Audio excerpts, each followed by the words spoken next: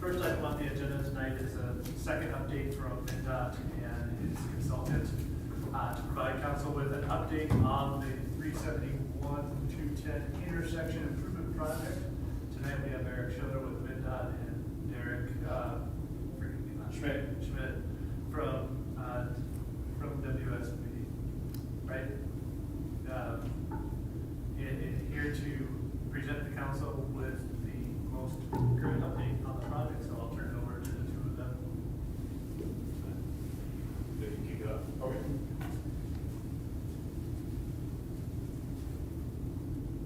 Well, yeah, I appreciate you guys having us here tonight, and good opportunity for us to kind of follow back around as we're kind of in between engagement activities, to give an information update of where we're at since last time we were here and the last little months that we had, and tell you where we're headed. So we have Derek Schmidt and myself here to present this informational update. Get right into it. So I'm going to go through the first couple a little bit fast. You guys are familiar with the project. You got to put in about the project slide in. So 371 and 210, the intersection that we've been looking at very closely with you all. And just where it came from, just to reiterate that it's a corridors of commerce selected project. We built off of the Crow Wing County MnDOT City of Baxter study that was conducted in 2022, and have built upon the alternatives that were developed under that stage once we were able to get going and be funded for construction and further study. So this is the project schedule we've showed before, but it's still pretty accurate. I'll go into the details of where we've been in 24 and 25, but right now where we're at today, presenting the preferred alternative, and then moving into another open house, and eventually municipal approval. So those are the things on the docket for the spring and summer. And then ultimately this is a project that's slated for 2028 and 2029 construction. So we've got a letting that's planned for November of 2027. So a pressing design schedule as well. This is sort of where we've been. We've been doing a lot of things. You're aware of most of them.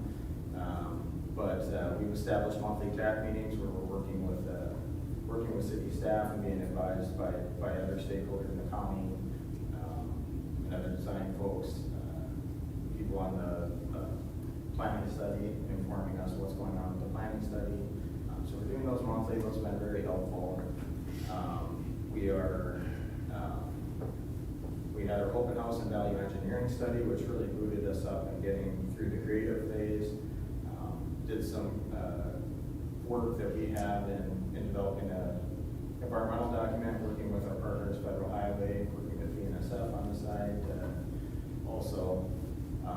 But ultimately, we were identifying the alternatives that you have all seen on the website and the open houses, engagement activities that we've been working on, and we were here back in December.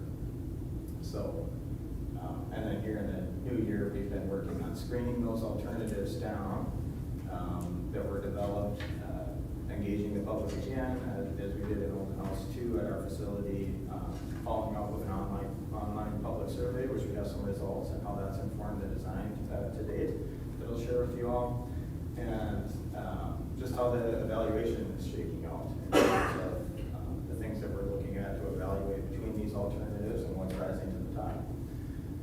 So that's what we're here to talk about tonight. We didn't need to run you through all these in excruciating detail again. We know these have been out on the website. We've been surveying you all about them. We've been surveying the public about them, and taking input on the alternatives and talking about the different trade-offs between the alternatives and how well they meet the needs that have been identified with the project. Just a little snippet about the ones that we looked at in the alternatives evaluation and after the screening was completed. These are the ones that were left on the table that we've been talking a lot about in previous months. this is really what shakes out. I know this isn't a lot to look at, nobody's reading that, but these are tables out of our level 2 evaluation that we would call it. And essentially evaluating these alternatives against how well they're meeting the needs. That's what we needed to do. Is it meeting the objectives and the goals and the needs that have been identified in both safety and congestion, port level of service, the things that have been identified at that intersection. And really what I guess we could point out to you in these results, typically there is a lot of other things happening where there can be different environmental considerations and other things. In this case, a lot of it has to do with just how well things evaluate against their primary needs and, like I said, congestion and safety. The ones that don't, that we're seeing in red, the ones that really didn't meet that need were, the do nothing alternative. If you do nothing at this intersection and just press play, it's not going to perform. So we know that the no build alternative isn't performing. And then the alternative that had the single point interchange leaving the Excelsior, we had one alternative that had a signal remaining at Excelsior. We were able to achieve an alternative that looked like it could work at a 3% rate. So we did not screen that out, but now the results of level 2 evaluation are showing that the performance is going to be poor from a traffic modeling perspective. So the 2 that are evaluating poorly, that it's clear they're evaluating poorly, are those 2, the no build and the signal remaining in place. The message with the others, the message with the others is they evaluate similarly. They address the primary needs of the project similarly. So that gives us an opportunity in our world to look at some other things. So I guess this is where I should have talked about that. These are the zoom in on those two items that I just described.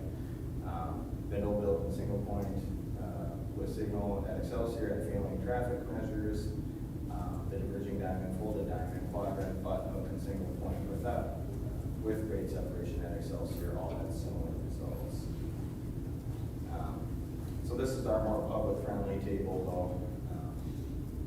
Think of it what you will. Generally, this is how that evaluation shakes out across those multiple categories. That one there, the quadrant and the button hook, both being alternatives that score sort of similarly and kind of rise to the top. The other interchange types, have flaws that we talked about at the last engagement activities, the last open house. What they didn't do well was they sort of changed the context of 210. They put sort of a freeway-like condition on 210. In that it's got on and off ramps that are causing conflicts with the local access points that are in place. So it's turning 210 more into the free-flowing freeway-like condition, which wasn't necessarily the goal of the project. It was really to, but that's the orientation of the way the railway sits in there, and that's how those alternatives shake out. That's the only way to do it, to use those interchange types and remove the at-grade crossing and stuff. So we've talked about that quite a bit with folks at these activities. Had a lot of good conversation about what kind of trade-offs and those alternatives. And really, in terms of when they all kind of shake out the way that they do,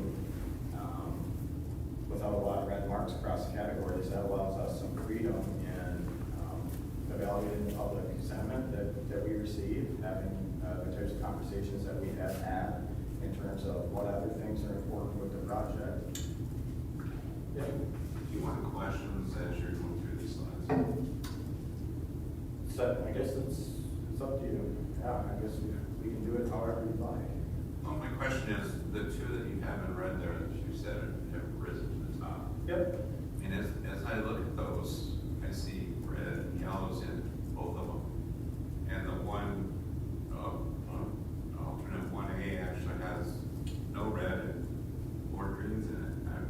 how did those other two rise to the top above, say, the first one? Yeah, that's kind of what I was getting into. We don't necessarily go that granular with, you know, if you got a lot of red, there's something going on there. But if you got a mix of green and yellows, we would say they're all performing somewhat equally. It's not that granular where, you know, three yellow marks means it's worse than 2 yellow marks or something like that. So perceptive, yes. I think the message here is that generally they meet needs. The remaining ones that we're not screening out are good alternatives, and it allows us to sort of weigh the other things that they're doing. So we know how these alternatives interface with the local system is important. So we get to take some of that feedback into account, and that's kind of what the button hook and quadrant do, is they provide better connections with the local street network. And so that's why we're seeing that when you put those two things together, that these reasonably are similar, and we get to weigh that public feedback on what else they do, I think we can put those two together and say that what we've heard strongly from the community here is that the quadrant and button hook rose to the top in how they did that.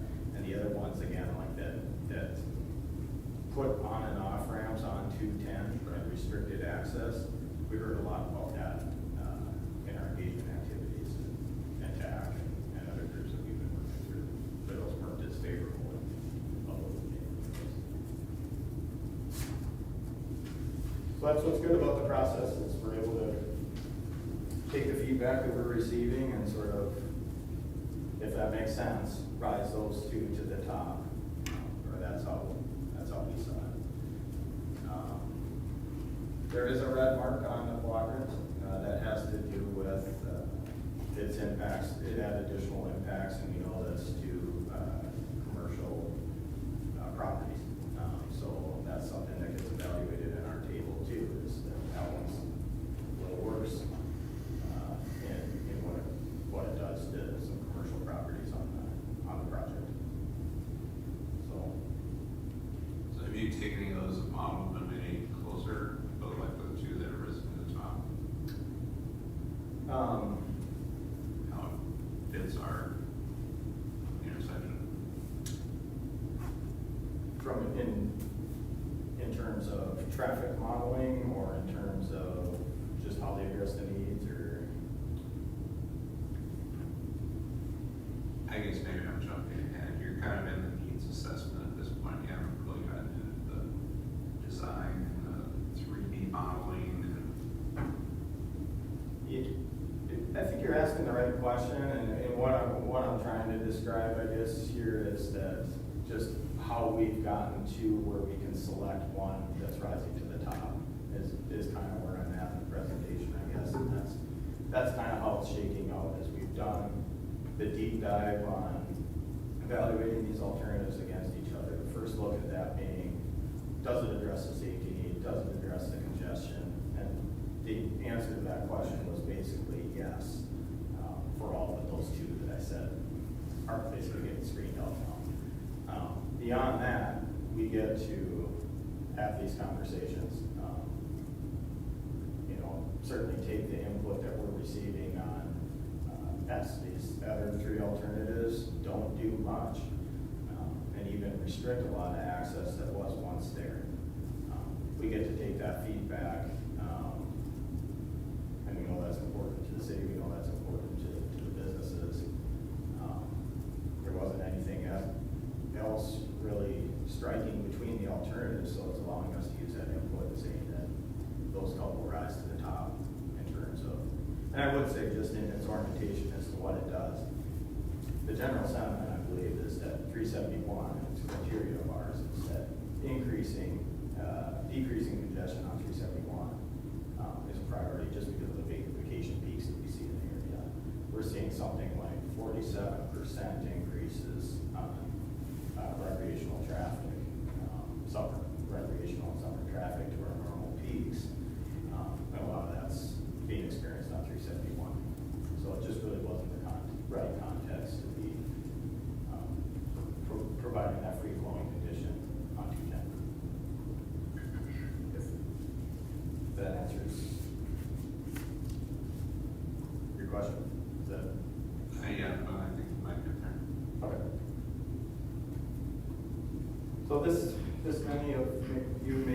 were at. This is where we took that input, we rolled out these alternatives, we had good conversations on what they did in terms of even just getting between quadrants, travel time between quadrants, part of the conversation, part of something that we were also weighing, trying to put a measure on.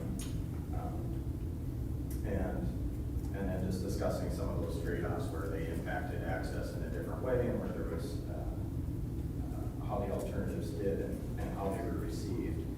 And what we asked people to do after this and even during was provide us a little bit about how they're using the corridor, and then ask them to go even further in.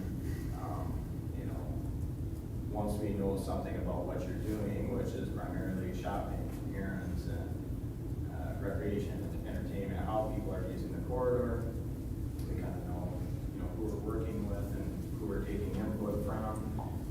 And then ultimately they were asked to do a similar parallel evaluation as to what we were doing. We're certainly doing it at a deeper level and looking at the traffic tables and numbers, environmental impacts, all those different things.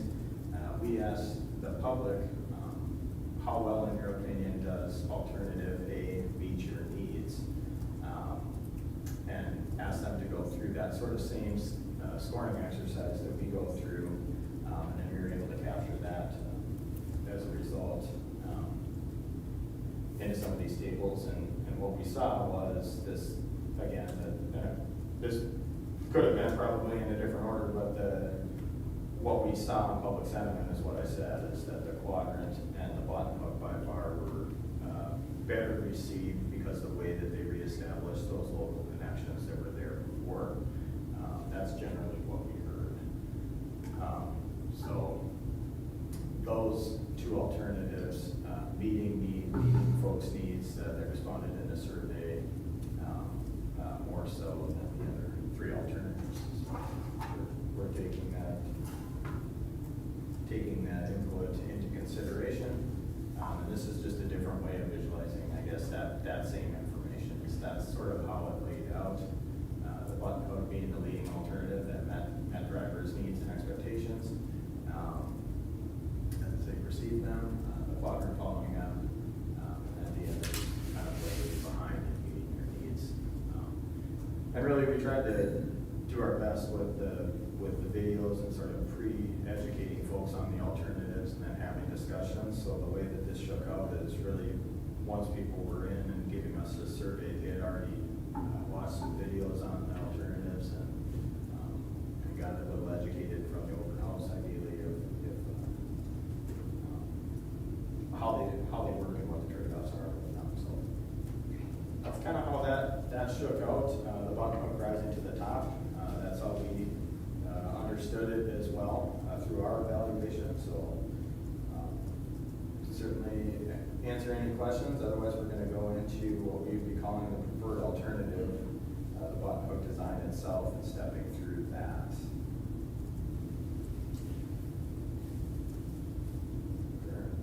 Any questions? I'll invite Derek up to kind of step through the design. All right, thanks, Eric. I'll run through the design here on the button hook. So this is the layout that we've drafted up as an initial draft, and I've got some more slides where we zoom in certain areas. But the main concept of this, where the button hook comes from, is the on and off ramps, which are in the middle up there. I should have a pointer, but in the middle, they're kind of shaped like a button hook. And so all those connections are made at that point. Like, we just got one. This is better. Thank you.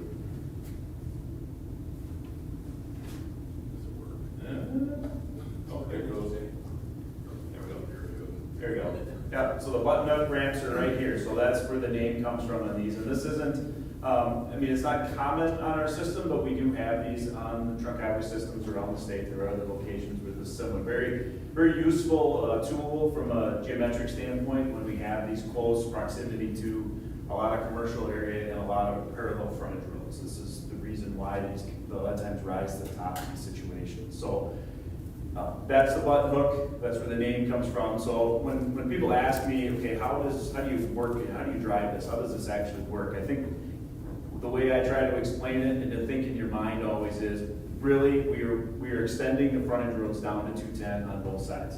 So we're creating parallel frontage roads to 371, and you're accessing those frontage roads off of 371 in the middle through those buttonhooks.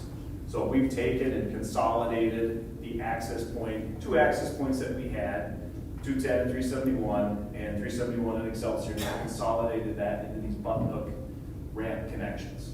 And so if you were, as an example, if you're heading northbound and you want to go to Cup Foods, for example, you'll exit onto the frontage road, you'll go up through the new roundabout that we built at Excelsior, and then head across to the existing roundabout you had. So all the existing connections that you could make, you'd still make today, you just utilize this button.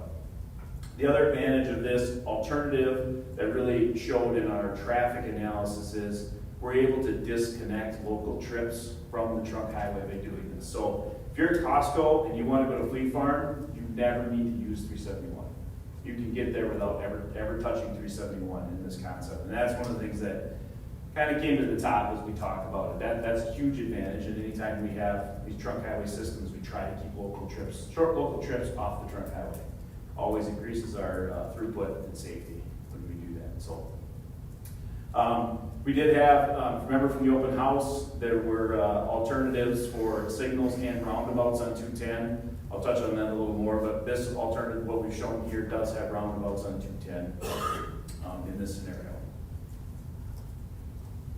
Let's see, I think we'll go to these individual slides. Key highlights. And so the bridge, we'll have one bridge. This will be one continuous bridge over the railroad and 210. There'll be multiple spans, and then we'll have a short bridge in relative terms across Excelsior. We are designing the profile and all the horizontal geometry to 60 miles an hour, understanding that the current speed limit out there today is 50. But the way the laws on the speed limits go, is a speed study would likely happen after this. There's a chance that maybe that becomes 60. We don't know. We want to make sure that we're accommodating potentially that future change if that were to happen. We never know on that, but it's always something good to plan for. Talked about the roundabouts.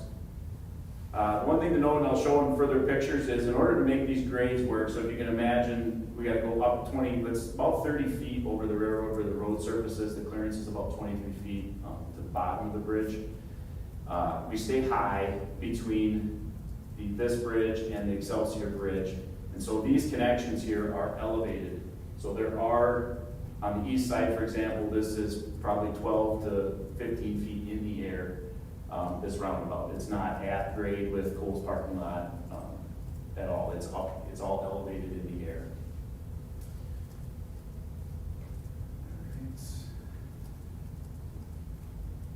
We'll touch on those when I get to the detailed ones. So I'll start on the west side here. So we will have a retaining wall along the west side of this frontage road in order to limit the property impacts to the church in this area.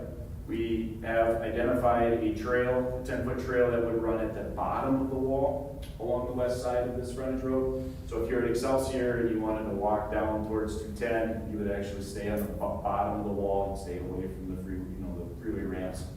Much more inviting trail connection. We will need to make some revisions to the church parking lot, similar to what the city had already been planning and working with the Fairview connection that was previously identified through here. And then we do need to reconstruct Excelsior Road. I've got that shown in here. It's colored. We're not really changing the grade because we can't, but we do need to. We will reconstruct this through here so we can put in a center median and do some realignment as it goes into that eastern roundabout, so we get that deflection into that eastern roundabout. So there will be some work on Excelsior through there. And then noting the relocated Elder Drive here to the west. This was similar in configuration to what was shown in that previous study. Let's see, and there is a trail on the south side of 210, which runs from this Elder Drive all the way through here. You can cross here, or you can continue under the 210 bridge over to the eastern roundabout. Jumping over to the east side on the frontage road. So again, the 3 roundabout connections. The roundabout on 210 actually does get elevated a little bit, so you'll see a little bit of a grade raise here. This helps us make that connection up to this location, this middle roundabout, and then we connect into the new Excelsior roundabout on the north side there. Again, a trail on the east side, so there is a retaining wall along this east side, and there would be a trail along the bottom of the retaining wall here, not up along the roadway side, much more inviting for pedestrians. Note on here, we do have, based on MnDOT's access guidance policy for this type of corridor, we have identified the golf course as being closed. As you know, currently it's a 3-quarter intersection. Discussions at the TAC, the city, Trevor and Brad brought up the possibility of could that remain as a right in, right out. Our traffic folks are doing a traffic study on that, and the impacts of if that right in, right out were to remain, what would that do to the traffic in this area? So that's been identified as a need yet for us to evaluate. And then the last bullet, just to note the way we were designing this, getting to why these roundabouts on 210 makes sense. If these were signals, as you know, one of our huge movements is east to north. Currently out there today, a lot of traffic that makes that eastbound left to north, and you sit out there, you might miss a cycle. If this were signals, we'd be sending large platoons of vehicle into these other roundabouts, and it's gonna start clogging up the roundabout system. So as roundabouts on 210, it does a better job of evenly distributing the traffic through this whole roundabout system. It does operate much better. But to help sign and differentiate the traffic as you lead into this middle roundabout here, you can see it over here. We actually split the traffic. So if you want to get on 371, you'll be in the left lane. If you want to go to Excelsior, you'll be in the right. That'll allow us to sign that, be a little more intuitive to people as they approach it. I'm going to be in the right. I'm going to go over to Excelsior, Fleet Farm, wherever I'm going, 371, I'll stay in that left lane. But our traffic analysis really points to the overall operations of this interchange, if you will. All 6 roundabouts perform much better with roundabouts on 210. And we did take the design details from the Brainerd project to the east. The roundabouts that are being put in, these are of similar size and configuration, so there's some consistency in that whole 210 corridor, the types of roundabouts. So if you're driving that corridor, every roundabout you get to won't be different as you work your way through it. South side, this is pretty straightforward. The details here this is the tie down point, so really we're constructing to where the profile does tie down. It's just north of College and Glory here. There will be a retaining wall on the west side to limit the property impacts, and then on the east side we will just have a graded slope out, and that owns a fair amount of right of way on the east. And then we'll have a small drainage BMP pond, if you will, in that southeast corner there, to help accommodate any drainage that's headed to the south and handle our water treatment. There will be, one thing to note, there will need to be acceleration and deceleration lanes on 371. So if you can imagine, as you're heading north, you're climbing a fairly significant height to get up here. We introduce a 3rd lane for deceleration as you lead into that button up. That button up is going to be a slow design, 20 miles an hour as you make that turn. You need to give people time to see where they're going to be exiting and chance to slow down. Likewise with acceleration, it gives us a nice long length for large vehicles to get up to speed before they merge in. North side, key element of this, design road here is closed on both sides. We have retaining walls that limit property impacts and allow the frontage roads, Edgewood and Delwood, to remain in place in this area. So that's pretty straightforward. I don't think there's a whole lot other there. We are looking at just the drainage in this area. I think for project costs, we've looked at filling in these ditches. Currently there's ditches there. We would likely fill these in, take that into the storm sewer system, and kind of clean that whole area up with this scenario. It helps us shorten the retaining walls as well if we do that. How far north do the retaining walls go? Right to design. So our goal is actually, we will tie into that 60-inch storm sewer that the city is constructing along design. We need that retaining wall to stop before we get to that, because we don't want to have the privilege to go over the top of it and deal with the conflict, so we'll be able to end it before it gets to design. And then similar, I guess I should add to it, through this whole stretch, once we bring these alignments together, we bring the southbound alignment to the east on this, and then bring them together, and we'll have a concrete median, a 54-inch concrete median barrier in the middle through that stretch, once we bring them together.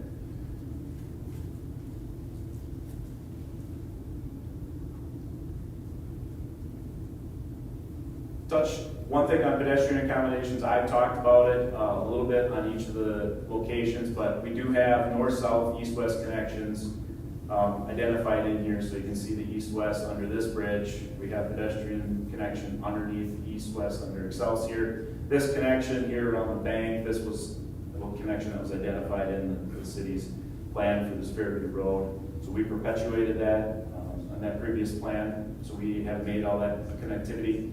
One thing to note is MnDOT is working with their bike and ped folks and ADA folks about whether or not there's a need and we should be putting a ped facility over the bridge itself. So that is something we are evaluating the costs of and whether or not that would move forward. So we're putting together some concepts, some feasibility on that. We'll bring that to the TAC and fill them in on where we're at. But that is something we want to point out that is currently being evaluated. So profile, so we are in the process of modeling this entire preferred alternative, and so what you see here is this is getting gas at Costco. As we work through this, these will get more and more detailed, but this is coming out of our raw design software right now. But you can see this is the 371 bridge over the railroad tracks and 210 through here. You can kind of see the grade rates at 210, never doing a little bit. But this is the view shed that you'll see. And we can move around, and we talked about, if someone has a question, hey, what's it going to look like if you're at this spot and then looking this way, we can provide those 3D views. They're very helpful as we work towards our public engagement part of this. Another 3D view, this would be flying over the top of Coles at this point, looking down on those eastern roundabouts. So you can see in gray here, this is that retaining wall that would provide that elevation difference between our connection to the butt hooks and then down to that Coles parking lot. And then we transition down into the 210 roundabout down here. So it's kind of just a preview of what we work through as we get more detail in our design working forward.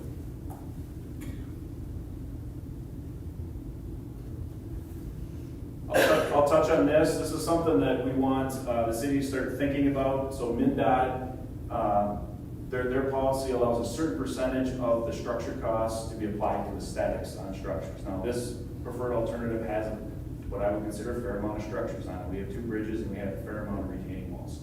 So their policy says we will apply a certain percentage based on the type of facility and the type of structure towards aesthetics. And then anything above and beyond would be a local cost. So if you wanted something, a gateway type feel to it, that would come at a local cost, above and beyond what that base percentage is. So we just threw a couple examples in here, and we'll work through this. It's kind of more just a trigger for your brain to start thinking about this. The picture on the left, this is a pretty straightforward, likely included in a base cost.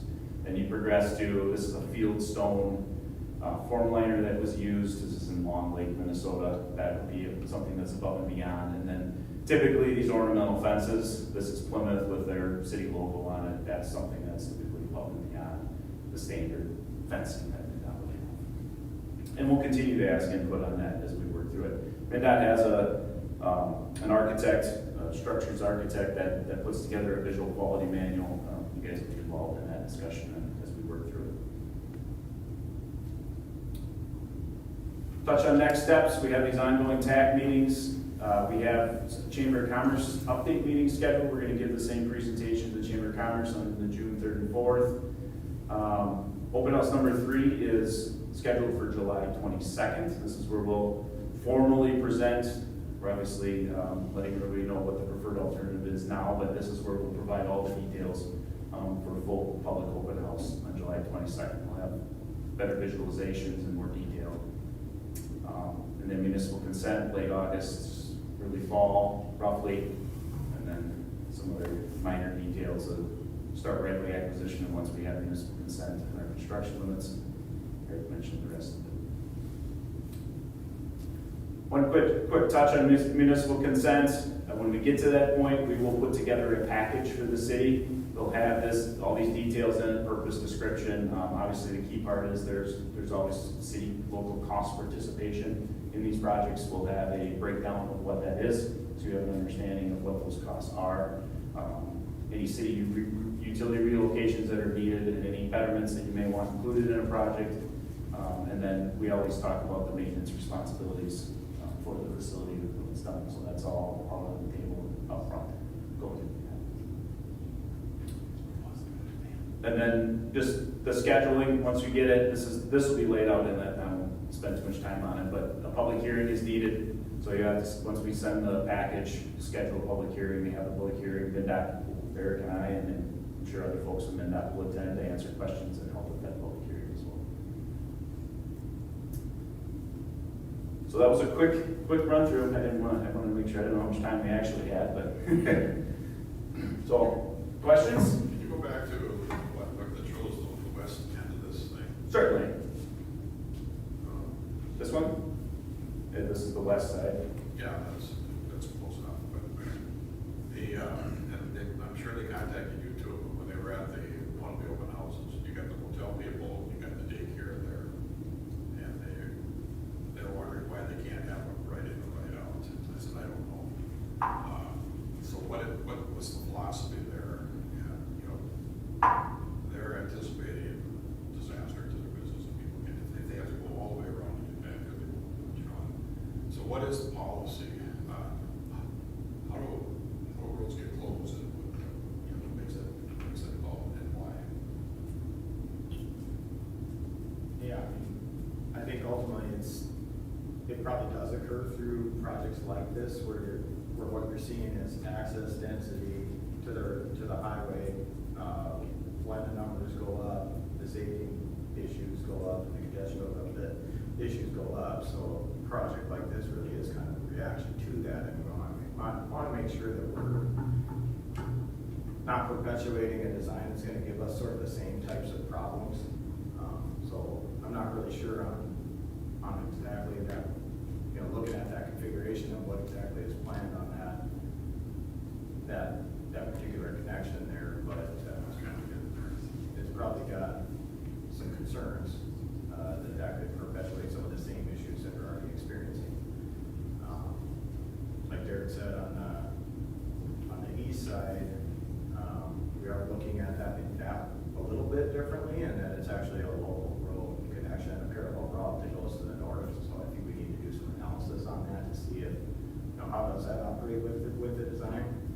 But it's not clear here that it's going to be a benefit to, you know, to safety or congestion to just open that up in this current configuration without some more talks. But what is the plan for these local road systems, and how are they going to make sure we don't end up in the same place? Yeah, the key thing, the first part of that answer always is, whenever we develop these layouts, we start with closing access that doesn't meet the access guideline policies. And then we start evaluating exceptions to that on a case-by-case basis. So Golf Course Road is one of them that we started evaluating. This is something that is a major concern when I've heard it too. I haven't talked to the folks at the hotel. Something we'd evaluate. That's our approach to this, all these projects. Is that really Inglewood Drive? Bottom of Is the it slide. like ground? No, that's Foley Road. It's Foley Road, yeah. Threw me for a They little closed too. Inglewood Drive to the west.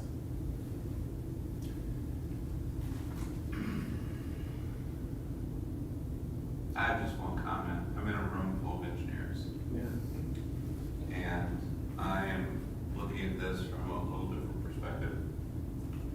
And my perspective is you're putting a 30-foot wall right down the center of our major retail area, and encouraging more people to drive through and not stop, because you're taking away access off of these two roads. And yes, the roundabouts on 210 will slow them down. I agree with that instead of lights.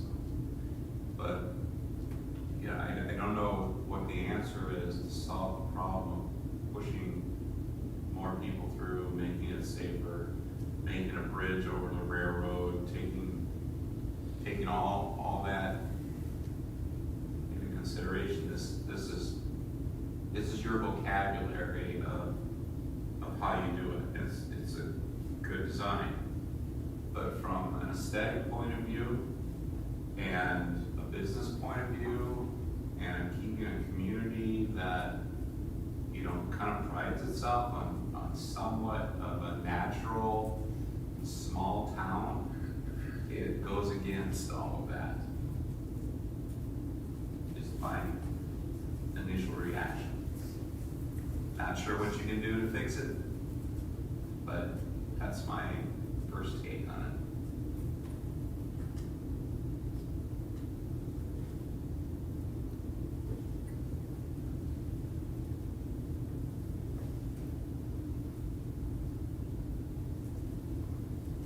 Anybody else? I got a question, 'cause I know there was just a recent traffic study about the Ascension Clinic going. How is this going to impact that traffic? Because they sort of access that design road. How is that gonna, was there any, or what was the review process on that as far as the Ascension Clinic going into the whole? Because I know there was a traffic study done on that. And I think the design road was definitely leaned on as far as having access to this area. So is there any thought or any consideration on that front? We supplied MinDOT, we supplied the team with that traffic study. And the question probably is more, what is MinDOT or WSP gonna do with that? Are you gonna do any modeling of those frontage roads with what the city supplied and what essentially is gonna bring to the table in 2 years? We'll have a full traffic model of this alternative that would incorporate that traffic that comes out of that airport. That would be the typical approach. But we can take what we know for sure at this point and incorporate that into the traffic model.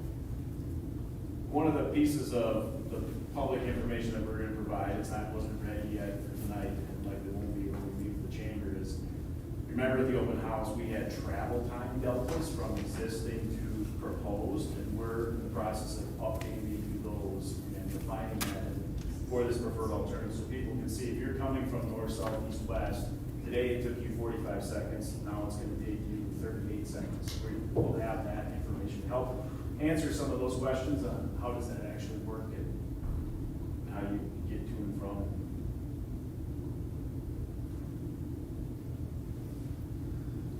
Yeah, no, they're good questions, as you kind of think through these things. Those are, both comments had to do with some things that are pretty hard to visualize on this project. It's a pretty big change.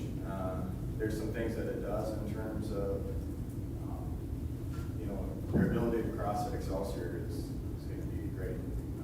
There isn't going to be delay there, plus, so it's going to change the way things work a little bit, but that's where some of those other origin destination kind of things can kind of help paint the picture of, yeah, it's different, but I still get there, and it doesn't really take that much longer, or maybe it's better. And good points on the change, and just, that's a lot of why we're spending so much time on putting some time into some modeling, just because these alternatives, especially this one in particular, is very difficult to visualize at all. I mean, it's hard to visualize that we're calling those roundabouts in the middle as perch. They're up, whatever, 12 feet in the air or something like that. It's hard to see. So we certainly understand that aesthetic comment, and that's part of the opportunity potentially in terms of working through some of those things and what those walls can look like and things like that.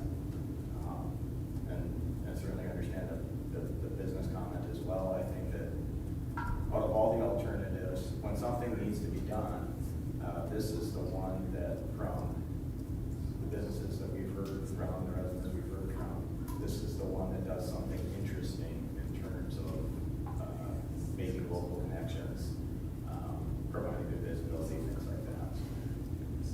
all we can do is evaluate the alternatives against themselves, and that's what we're hearing. So that's. Yeah, one kind of side concern I do have on this one is, as you're coming north into Baxter, you're gonna be at the crest of the bridge, or the crest of that overpass, before you see any of the businesses on the east road. To be able to make, people that are traveling through, they're gonna have to make that split second decision to visit any of those places. Otherwise, they're gonna be going to Clearwater to be able to have access to any of those, so I think that would be, I don't know if we can solve that with signage or whatnot. But that's one of the big concerns that I have, is like, people are gonna be coming into the heart of Baxter, basically blind until you get to that crest of the overpass. What's the speed at the top of overpass? Well, like I mentioned, we're designing it for 60, that doesn't mean it would be posted for 60. It would start out what it is today, and then Which is 50.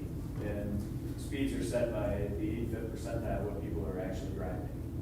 We don't have a speed. So. Say it'll be 60. In other words, we never want a speed study. Yeah. So. Yeah, with no stoplight there, we're good. Yeah. This was a similar situation in Elk River. That project was designed for a 55-mile-an-hour design speed in order to limit the property impacts. I think we all know how fast people drive through Elk River once we took all the stoplights out. And so they have raised the speed limit, but there are some design, there's some geometry in that isn't all that, it's fine with the 55 miles and the 65, but ideally it would have been better to design with 65 design speed, so that we're being proactive on this one. To make sure that we aren't impacting those sight distances. We want people to be able to see, okay, I've got to exit, I've got to make an exit at 25 miles an hour. I want you to make sure you're seeing that before you go over the crest. That's why that third lane gets introduced before the crest. So you'll have an overhead sign, more than likely, that says Excelsior Road, Highway 210. Get in this third lane. You'll see that before you get to the crest. So you won't be in a situation where you're getting to the top of the crest and say, oh, I really need to exit. I got to quick make it over. That's what we want to do. Well, the problem with most people as they're traveling, a couple of examples here, that as you travel, once you pass that, most people aren't going to turn around and come back to it. So on the northbound traffic, they're gonna go further north. That's why Holiday has a store on the northeast side of this and on the southwest side, because people don't like to cross and people don't like to turn around and come back. Yeah, that's some of the feedback that the quadrant interchange did a lot in terms of providing local access connections too, but that's some of what we heard on that particular one, is that it requires you to go past and then come back in a lot of ways. It's just, that's built into the design almost. So we definitely heard a lot about that. In addition to the impacts that it had to commercial businesses. Which I think we're gonna get kind of some of that same mentality when you look at this signalized J turn up there. Are you gonna go past it to come back? Yeah, well, I've had a lot of those conversations over the years of why do you go north to go south or things like that. There's certainly an adjustment period when we talk about reduced conflict or J turns, I guess what we officially call them, but certainly had a lot of those discussions over the years. So parents, you guys have given a lot of opportunities for people to give their input, businesses to give their input. So it's really important. I appreciate that. I appreciate that. That is something that we're working really hard on, is having some good touch points here, taking some feedback on this project and those big changes.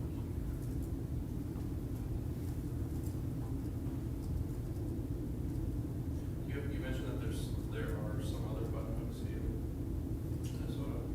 Yep.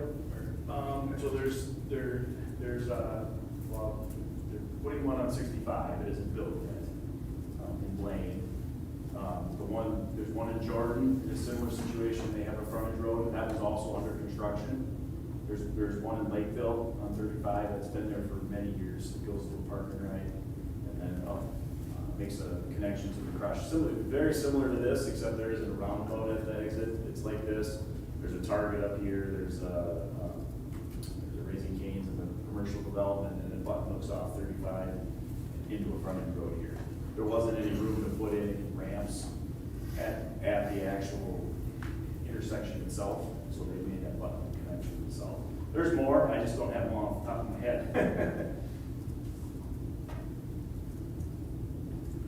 I think there's some on 30, if you look on the 36 corridor towards west of Stillwater, you'll find some there too. There's some. Derek, if you've got a list of intersections. Yeah, I can. You can forward it, you can share. Yep. I can send examples over. Anything else?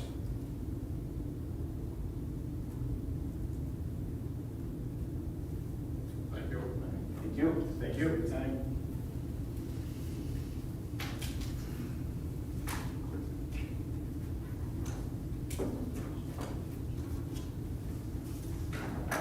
Brad?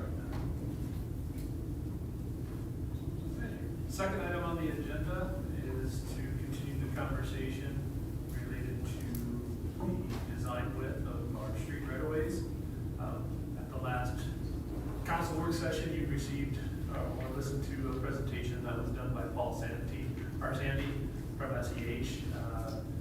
Based on that, the information that was provided by Mr. Sandy and staff, we ran out of time, so we have a lot of time this evening to carry on that conversation.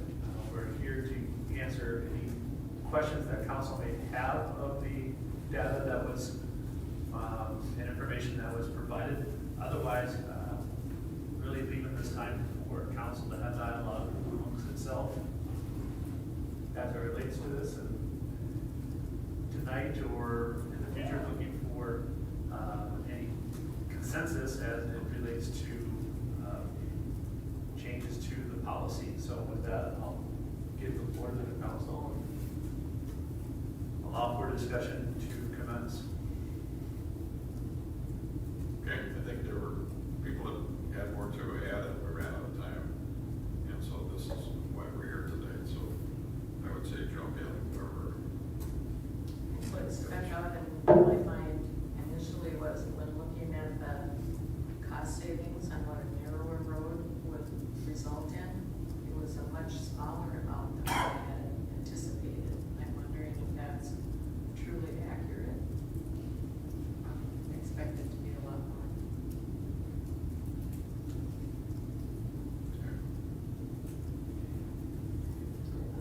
I think I would defer to the rest of the council. I have lots to say.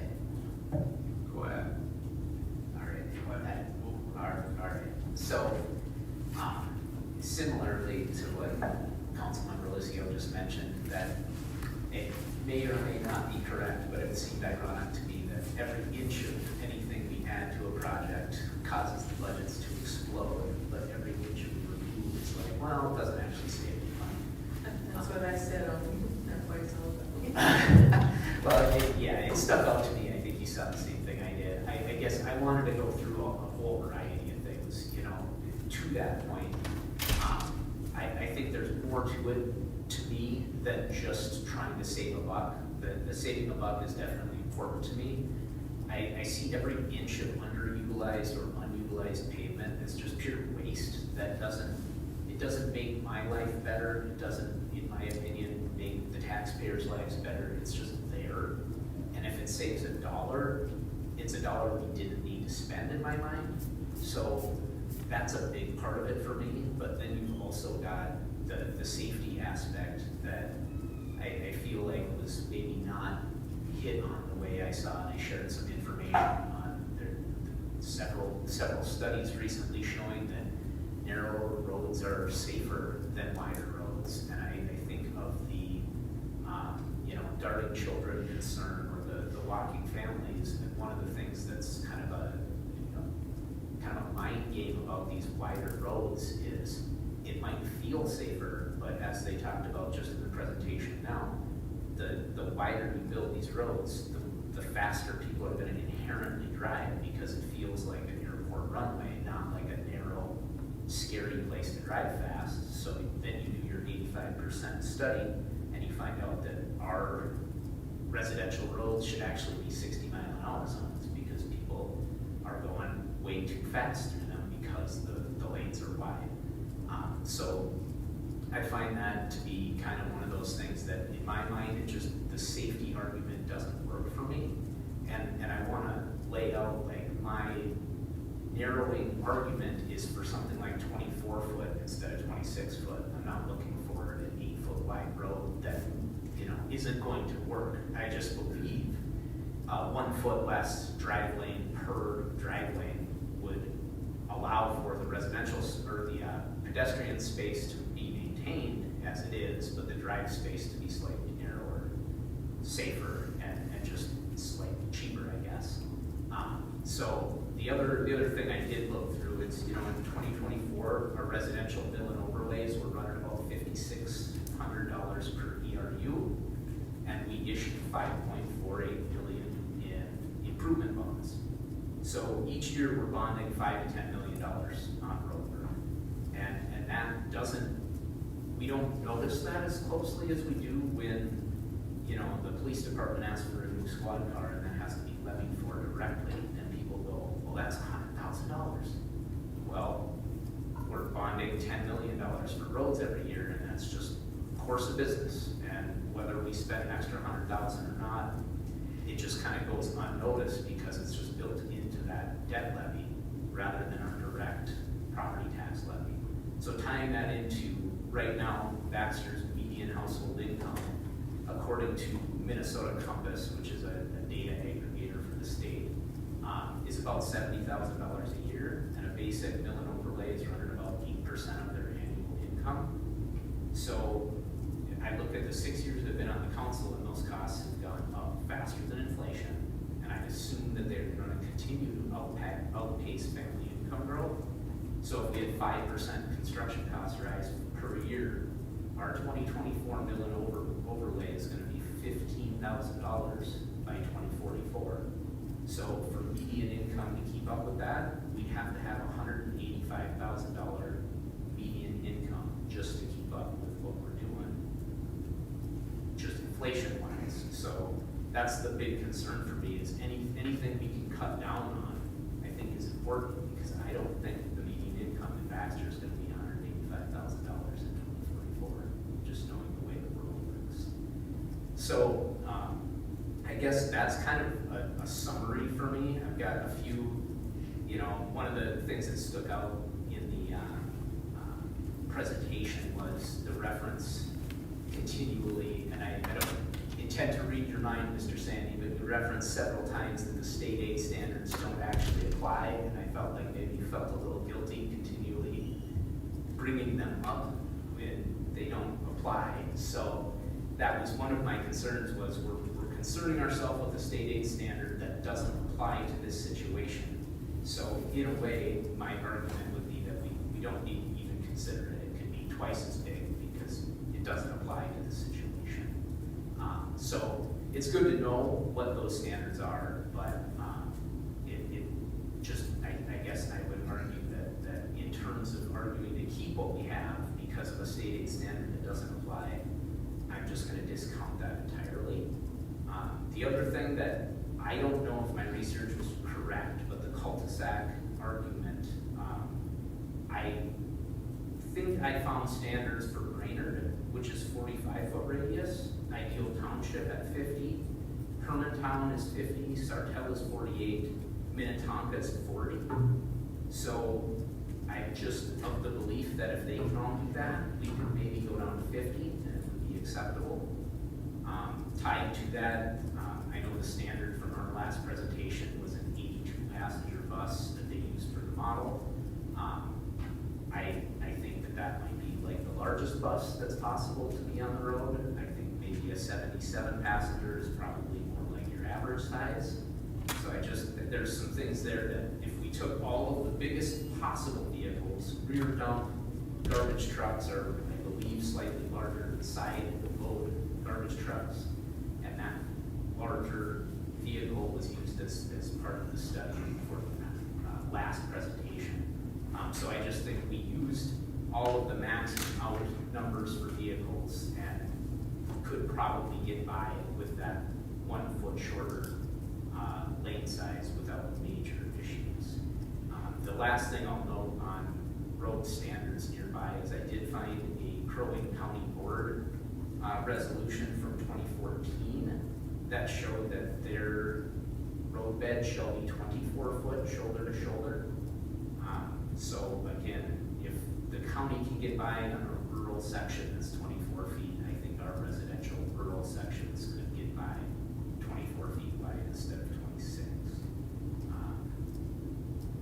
I'll leave it at that and allow for others to speak. I've got some other minor details, but I think you get my drift.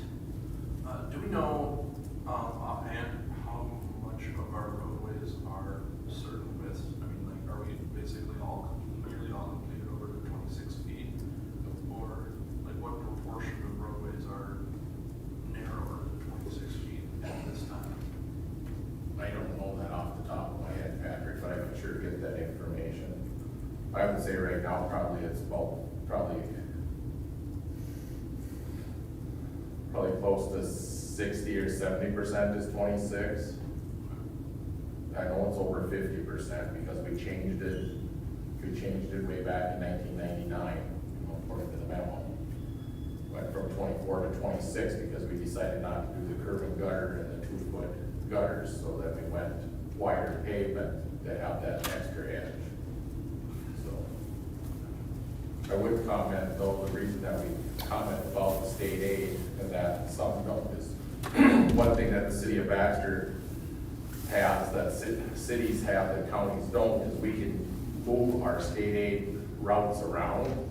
So if we move our state aid routes around, and that road then has to be brought up to state aid standards, which then costs the city more money. So we try to get close to state aid standards on some roads, because if the future warrants it, and we can draw more means by changing the state aid routes, that's what we've been doing. And a good one of that we just did it on was Foley Road in Knollwood. When we took that signal light out at 210 on Knollwood, we had to then get the state aid route extended on Foley Road up to Englewood. So that's where the curb and gutter come in, and then you've got the clear zone. So you gotta be careful on recommending which roads go which ways if there's a possibility of the state aid route being enacted in the future.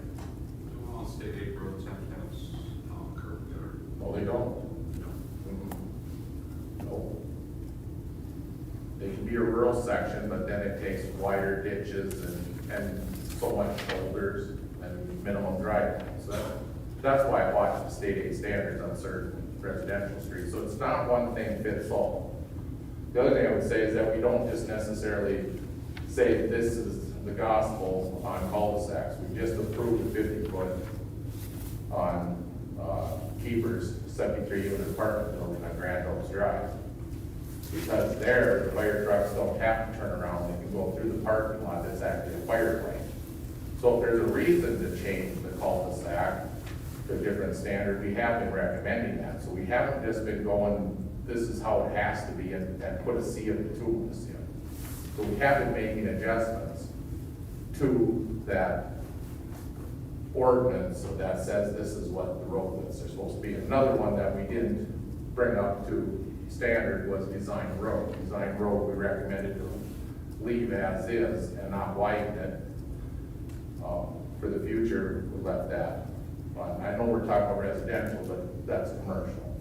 So just things to note that we haven't been just one peg fits all on the puzzle board.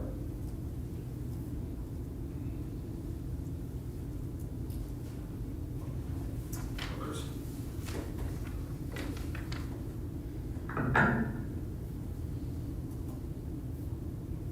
I took what you wrote about the state aid roads a little what I was gleaning from what you were saying is that some cities match it just to make it easier for the drivers. They go, the road doesn't change from this to that and whatever, and so I'm not saying we should do that, but I think that what I was reading, maybe I was wrong, but I was reading that it was done in some of those cases just to standardize the roads for the drivers and maintenance all, so they all knew, they were the same, I guess is what I'm saying. So that's what I read. Thank you, Mayor and Council. To that point, you know, we referenced state aid standards in the memo, but during my presentation, you know, kind of stating that state aid standards don't really apply to your local system. They can in certain cases, as Trevor brought up, if there's maybe an opportunity in the future that you see a huge increase in traffic or something where you might change your route designation. But that facility design guide language is definitely kind of the main focal point of that memo, that standards review, because that is really more applicable to what you guys are discussing here. It gets into a lot more detail about local streets, lane widths and things, and it certainly supports, you know, everything that Zach has brought up. You know, narrower lanes certainly do reduce speeds. They provide safer streets. But I think what's within the facility design guide is it's kind of a balance game, right? It's these roads will be safer, there'll be lower speeds, but you have to take into other considerations such as your maintenance and large vehicles and things. And so I think that was the main impetus of that standards review. Was state aid standards are there, you only have to use them on state aid roads, but they don't really apply to this discussion topic because you don't have to meet those if you're not using state aid roads.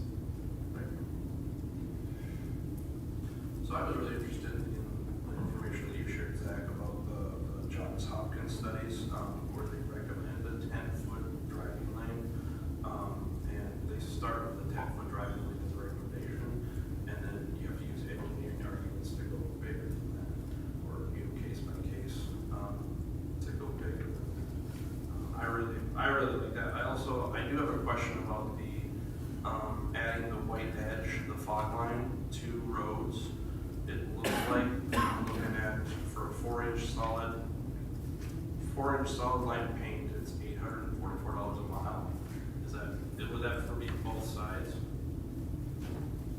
So if we wanted to look at, if we decided we wanted to maintain these 26-foot roads, but create a fog line on there to kind of visually give that illusion of a smaller drive path, we could go to a 10-foot lane, and every single rural residential road in Baxter could have a 3-foot bike path on either side for the tune of about $48,000 type of city.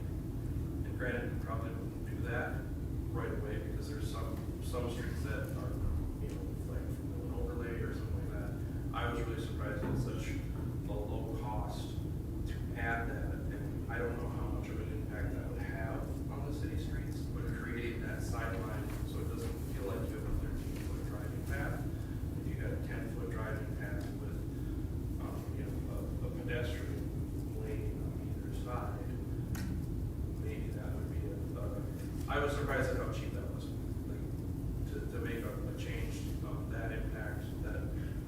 And like I said, I have no idea how much impact that would have on roadway safety and slowing down traffic, but it may be worth at least looking at it and exploring that. To answer your question, Mr. Sundberg, it is account for both sides, and that was based on the most, Trevor Thompson sent me the most recent bid results from the county's striping project that you guys participate in, and that was based on this year's bid results for 4-inch to 6-inch work edge. Yes, for $844 a mile, we got 57.21 road miles. I would imagine only about half of it has been recently either redone or something like that. You know, half of it's probably in the queue for improvement anyway. But to add side striping to visually handle those roads, driving lanes, I could see a lot of potential. But I mean, the science guy can put speed traffic, monitor the traffic for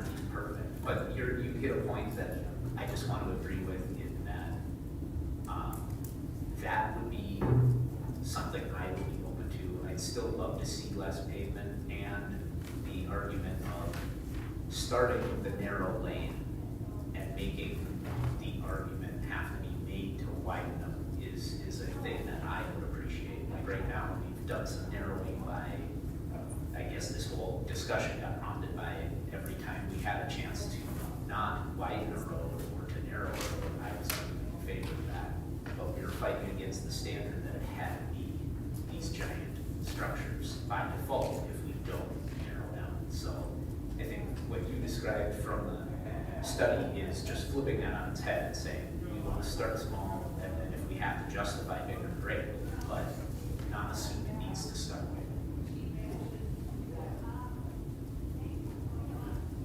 I can point out that that's what we've done on Foley Road and on Fairview Road. Both of those are striped at 11-foot drive lanes. And Foley Road has 2-foot shoulder on one side and paved shoulder, and then has a dirt shoulder of 1 foot beyond that. And then on the south side of Foley Road is the 2-foot gutter, which makes up the 13 feet. We went 26 feet wide, and that met state aid standards.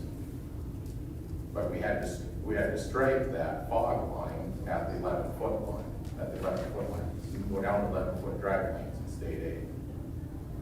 So then on Foley Road, on Fairview Road on the other side, that has the 5-foot bike lanes with 11-foot drive lanes for a total of 32-foot wide pavement on Fairview. So, because another problem you have is if it's a state aid route, you have to have 5-foot bike lane minimum versus the 3-foot. See, when you're on local roads, you can go 2-foot, 3-foot, you can go with different type of shoulder. Foley Road, of course, had the great separated trail, so it's not considered a pedestrian or bicycle on the north side of Foley Road. But Fairview has bike lanes on both sides. So there's many different ways that they can design a road.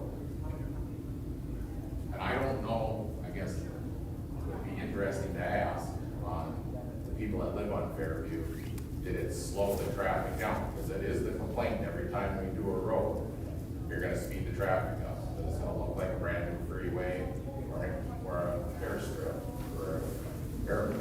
So it'd be interesting. I don't know if anybody's ever weighed in on Fairview, if it actually slowed the traffic down 11-foot drive lanes or not. I can only speak that I walk that a lot and it hasn't slowed it down. The other day I was driving 210 and the guy was keeping up with me on the service drive, so I don't think so. What's the deal, was it?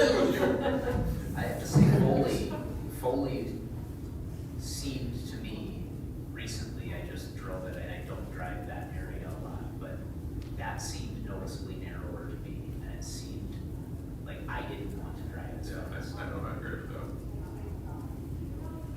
I gotta ask you to help me here. I read it, it is it. I appreciate that. And the preponderance of what you sent, again, correct me if I'm wrong, they were still using 26 feet of asphalt. They went 11, 11, and 2 and 2. The asphalt didn't shrink, they shrunk the lanes. In fact, they bragged about, we go 11, 11, we'll still get 2 feet here, and still get 2 feet here. And so, and that's, I'm fine with that, cut the lanes down and make them 11 feet. But the majority of those that you sent are still 26 feet of asphalt, so I didn't see any savings there. I would agree to a certain extent that a lot of them are, and what stands up to me about that is everything that I saw starts at like 9, and for some reason we're at 13 and we can't come down, and that's what stands out to me. Is if everybody really wants the pedestrian width that's there, and we really want to stay at 26, I wouldn't argue necessarily against that, but I'd like to see less pavement laid down, just as a broad rule, just as much as we can.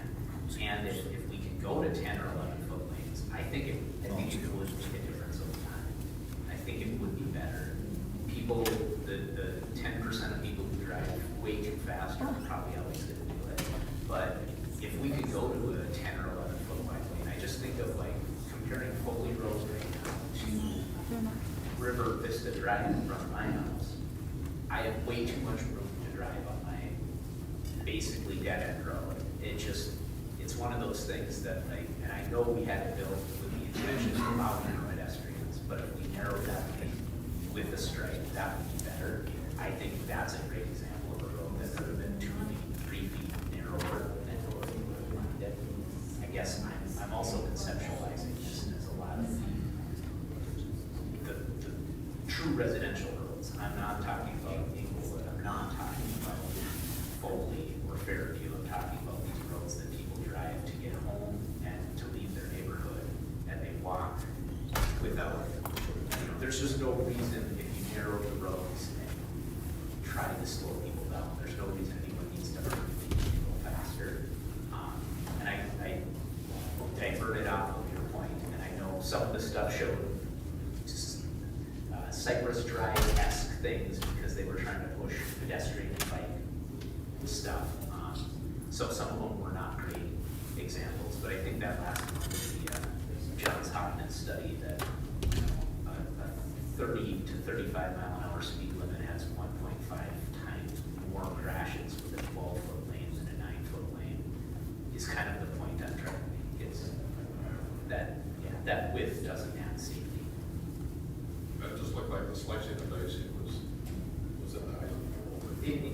I think Patrick's example with the adding that white stripe is what a lot of them are arguing in favor of. I guess my default argument is, I think we could actually cut a foot of pavement, 2 feet of pavement and still accomplish effectively the same goal. And the argument against that is it's not saving a ton of money. Brad, where are we? Well, obviously, it's a policy-related decision. We're looking for feedback from the council. If there's a piece that has to further dive into the current policy to make change. The feasibility reports that are completed are based upon our current policy, and looking for council for directive if we want to consider or look at any changes to the existing policy.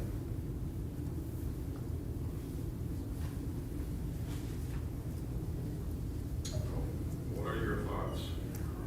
At a bare minimum, if the council isn't opposed, I'd like it to push on finding out how many of our residential roads haven't yet gone from 24 to 26. And my baseline would be that we strongly consider not changing them from 24 to 26. My full out ask would be that we change the standard to a 24-foot by road and then make the argument on a case-by-case basis if there's a reason to go bigger. Yeah, I agree with that. Consensus there, I guess, huh? Get that, Trevor? We'll come to the next workshop. No problem. Thank you. Yep. I would like to strongly consider adding striping as part of that. 11-foot, 11-foot, especially in like a smaller, like a residential, like a road that doesn't have much throughput at all. Adding that stripe on the side is just a smart practice. If we could, even go down a 10-foot lane on that. City has the right to go to 10, not if it was a state aid route. The city has the right to go. Well, I think the state aid roads are generally like higher traffic, more throughput. Like I'm leaning more towards like these smaller neighborhoods, like the River Vista roads, the ones that don't have all that traffic. I will bring you the state aid map. So you can see what roads really are, the state aid roads. Good idea. All right, move on to number 3. Yeah. Come to a consensus on the policy that we want. I think we table it until the next meeting. We just gotta, might wanna table that one item on. Yeah, we'll discuss it between now and the start. So we'll postpone the third item Okay. to future council. So we'll look for a motion to adjourn the workshop now. Make that motion. I'll second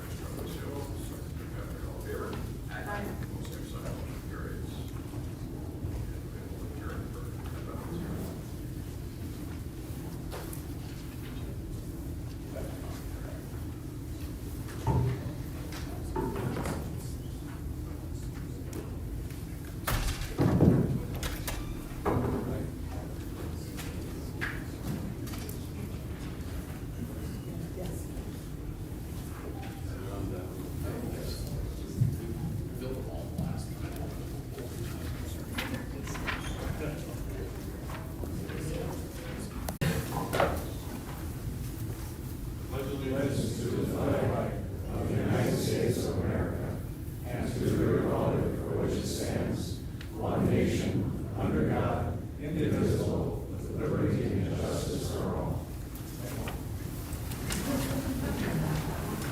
Thank you. Welcome to the council meeting. Brad, any changes or additions? Yes, we have several, Your Honor. First note is item 23 as it relates to the approval of the plan specification and authorization for bids for the Design Road Stormwater Improvement Project. Want to make note that the bid opening that was referenced in the RCA and in the resolution had June 19th, which is Juneteenth, a holiday, and so that's been updated, revised to reflect that the bid opening will happen on June 20th instead of June 19th.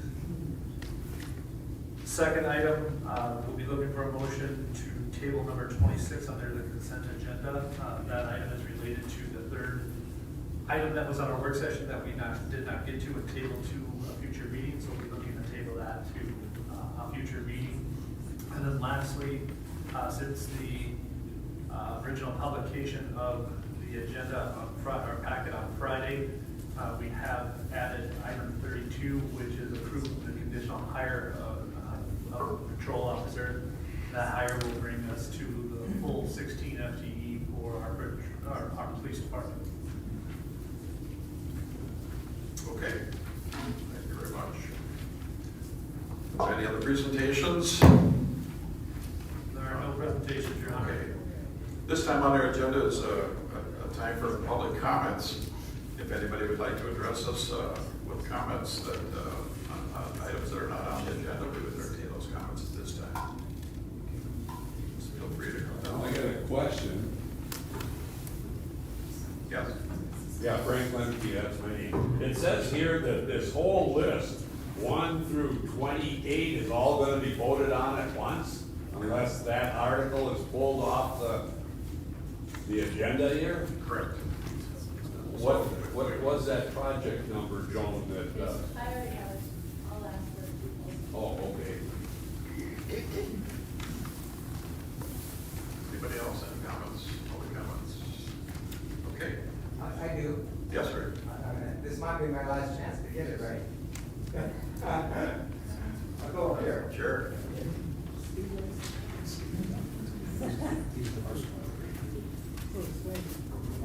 I think there was a couple of you that weren't, my name is Stephen Schutte. I think there was a couple of you that weren't here last meeting, and I think the emotion that came, if you read the minutes, you're not gonna get the emotion that was there.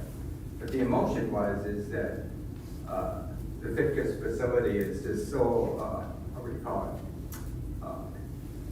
It's such an important part of our lives. You didn't get that in reading the minutes, maybe, but that's one thing. And I guess if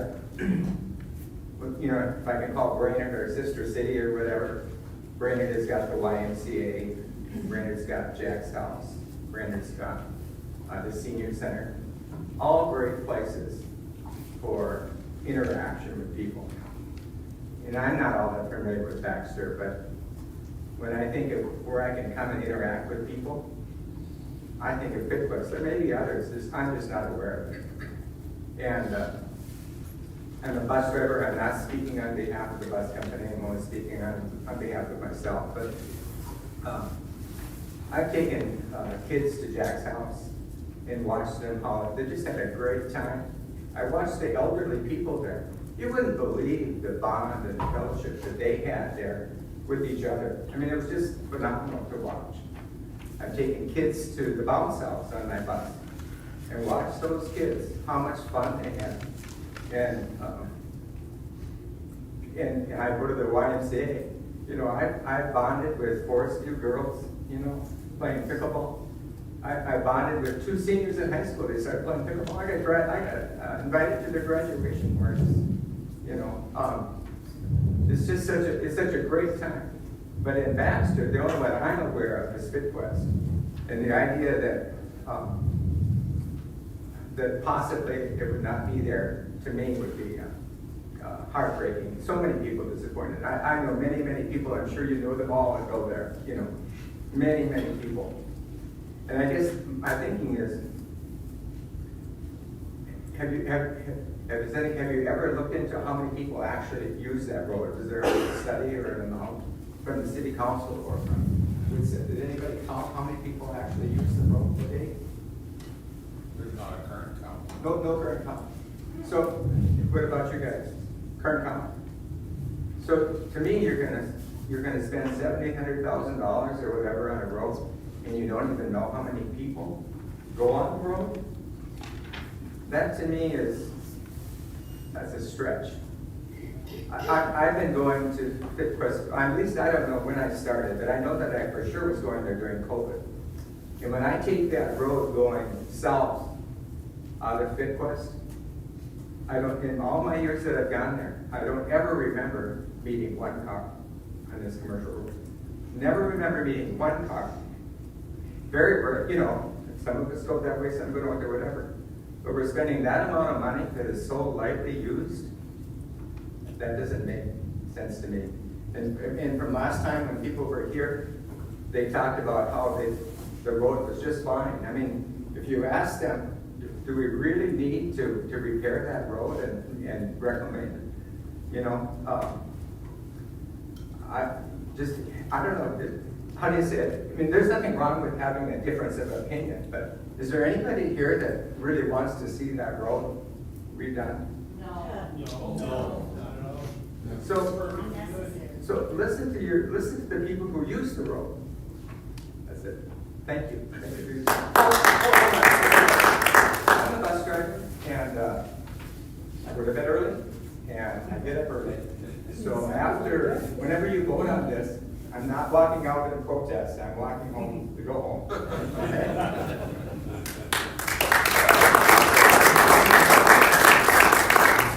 Anybody else? Can I get 5 minutes? Are you gonna pull this, Joan, or What? are you gonna pull I was this? gonna make a motion. Okay, Yeah. so we'll do Do it. you want me to come up first? No, is it gonna be about that? It is. Well, why don't you wait till she pulls it then? Okay. Any other public comments no, not yet. I'll get to it. Public comments other than that subject, anybody else got anything you want to talk Well, I about? have comments too. We want to hear all these, too. Public comments. Joe, you're part of that. She's gonna pull it, and that's what I'm hearing her say anyway, so. All right, well, what we had, the following items are considered non-controversial by staff and are recommended to be read and passed in one motion. Any person, staff, citizen, or meeting attendee can request one or more items be pulled from the consent agenda. And the item will be pulled and addressed immediately after the passage of the consent agenda. Otherwise, the following items will be passed in one motion. Number one, approve the city council work session minutes from May 6, 2025. Number two, approve the city council minutes from May 6, 2025. Number three, approve city council special minutes from May 8th, 2025. Number four, approve the payment of bills and finance report. Number five, accept the EDA minutes from May 6, 2025. Number six, approve the conditional hire of a patrol officer candidate. Number seven, approve the appointment of James Rowell to the Cemetery Commission. Number eight, accept the Utilities Commission minutes from May 7th, 2025. Number nine, approve the Stormwater Facilities Maintenance Agreement with access rights and covenants for the Lakes Area CPA's office building. Number 10, approve the Wonder Trek Children's Museum Development Agreement. Number 11, approve the Stormwater Facilities Maintenance Agreement with access rights and covenants for Wonder Trek Children's Museum. Number 12, approve the Wonder Trek Children's Museum Construction Repair and Maintenance Agreement for stormwater utilities, sanitary sewer, and water main. Number 16, approve the permanent hydrant access easement for Wonder Trek Children's Museum. Number 11, approve the Wonder Trek Children's Museum Construction Repair and Maintenance Agreement for stormwater utilities, sanitary sewer, and water main. Number 13, approve the permanent hydrant access easement for Wonder Trek Children's Museum. Number 14, approve the SEH contract for construction phase services in the not to exceed amount of $69,400 for the 2025 Ironwood Drive Improvements Project. Number 15, accept the Aztec Corporation bid in the amount of $575,579.79 for the 2025 microsurfacing project and amend the project budget $673.79 for a total revised budget of $662,973.79. Number 16, approve the SCH fee amendment number 1 in the not to exceed amount of $9,754.80 for material testing during the construction phase related to the 2025 water supply improvements, wells 5 and 6, municipal project number 60011-45040. Number 17, approve the truck company's change order number 1 in the increase amount of $3,335 for contract A related to the 2025 water supply improvements, wells 5 and 6 project, municipal project number 6011-45040.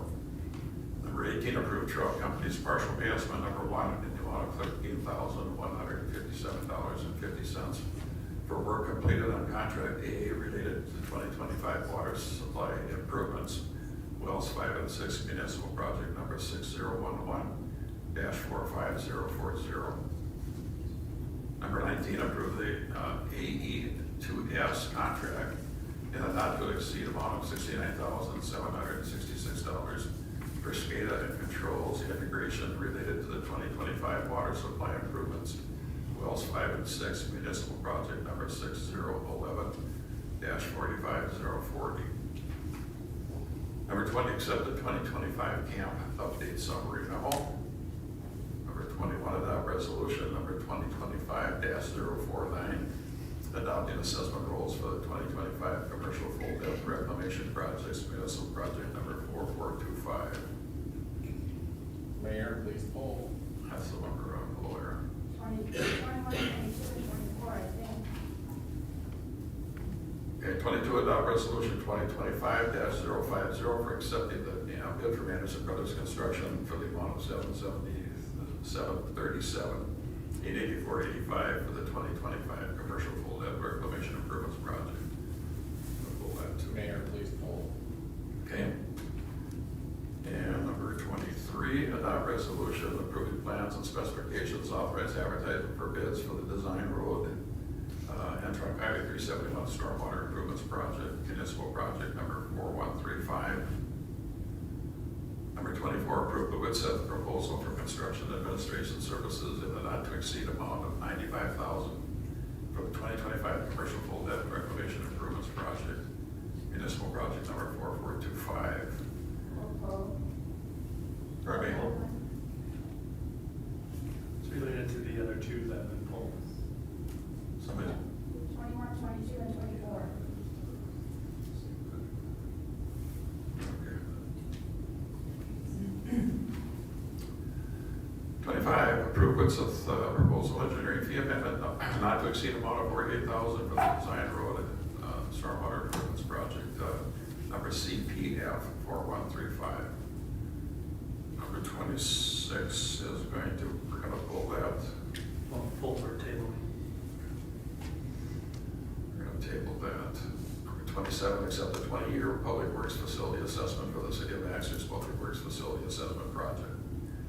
28, accept planning and zoning commission minutes from May 13th, 2025. 29, adopt resolution 2025-045, approving a variance to build height requirements for property located at 13417 Cypress Drive. Number 30, adopt ordinance 2025-006 and resolution 2025-046, approving a zoning ordinance text amendment to the permitted materials list in the office service zoning district. Number 31, adopt resolution 2025-047 and 2025-048 and ordinance 2025-007, approving a rezoning of PUD general and final plan for phase 1 of the Children's Museum and a preliminary final plan to allow the third addition to City Center of Baxter at 12170 Ironwood Drive. Number 32, approve the conditional hire of Morgan Attenberger as patrol officer. Motion to approve the consent agenda. Second. Motion by Cross, second by Lucio. Any further discussion? All in favor, say aye. Aye. Opposed, same sign. First item, Brad. Making sure I've got all the circles on them.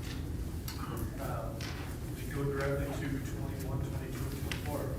The assessment role, the awarding of the contract, and the construction service contract. That's both related to municipal project 4425. Okay. Yes, ma'am, come on up.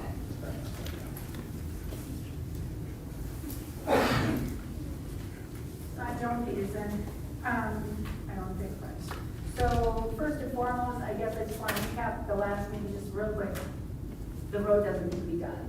It says here that in 2022, in the feasibility study, the road was a page rating of 6 to 7. In 2024, it was 5. And I looked up what that means because I don't know. What I looked up said that a 5 was showing somewhere, but you don't need to redo it completely like you're planning until it's a 1. Now, if I'm wrong, please stop, because I'm not familiar with all this stuff. So that's the first and foremost thing, is that the road just does not need to be done. It may be 20 years old, but it gets the use of about a 5-year road. I mean, it's got 1 car per hour, like Steve said, or whatever, especially that back part. People come in, they go to Holiday Inn, or they go to the 2 businesses up in front of me, or to mine. It doesn't need to be done, first and foremost. Second of all, the method of calculation, as I emailed all of you after the last meeting, my property is worth about 1/3 what the properties up front is. So to take me and lump me with them is not fair. Absolutely not fair. So I guess that's, and I know you don't care. I'm not saying you don't care, but I mean, it's not part of your deal to care about where these people have a place to go. But it is a fact that I'm probably not going to be there if this goes through. Or if some concessions aren't made. I don't know why it can't be deferred, I would say even 5 or 10 years, because the road does not need it. If you guys could come and show me where it needs it, I don't know how to assess a road. I don't, but I drive on them, like I said. And go behind the movie theater, go do that road. That's terrible. I mean, that one does need to be done. I'm questioning where my tax dollars are going to. If I'm being assessed all this, where's all my tax money going? And I'm also questioning doing a project like this that is so, in my mind, and apparently everybody here, doesn't need, you're spending, $1 million on something that doesn't need it. It's absurd. Like I said, I hate waste, especially when I'm not paying for it, but when I'm paying for it, it's completely wasteful. So I have to say, and I had those people, which we did. Thank you.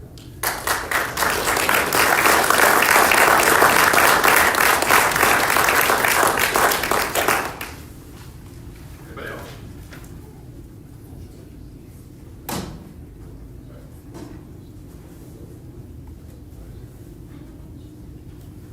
Okay, never done this before, so I'm Matt Jager, my wife and I, and one of my good buddies here, Jared, we own the Bones House. It is a huge staple in this community. When it got shut down first, when it got shut down, it was awkward for everybody. When we reopened, people were hesitant, we opened up with a black eye.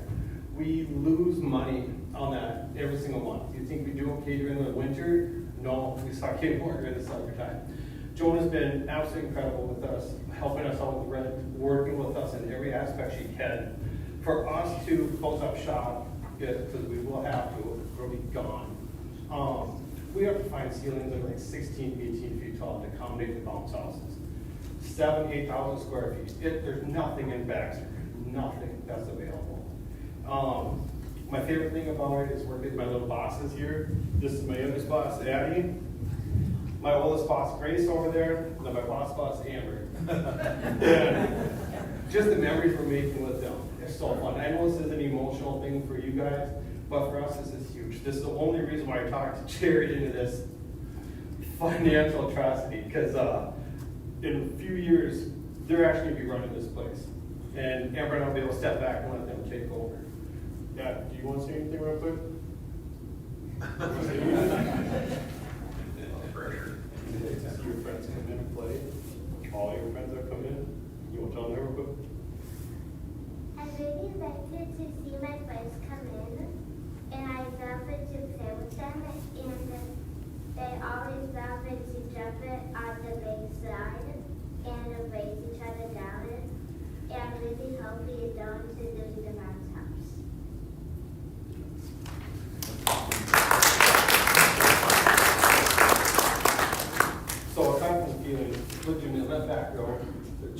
you'll see one car an hour, if that, and that's being mighty generous. There's probably 2 cars that go back there a day. I mean, I drive blindfolded back there in my truck, and I wouldn't worry about anybody, like any part of the day, so. I mean, that's all I have to say. Thank you, guys.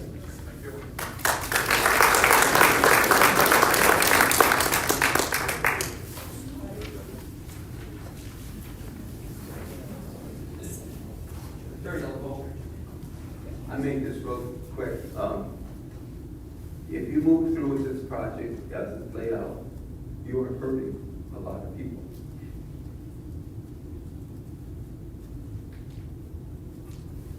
Young people, some middle-aged people, seniors.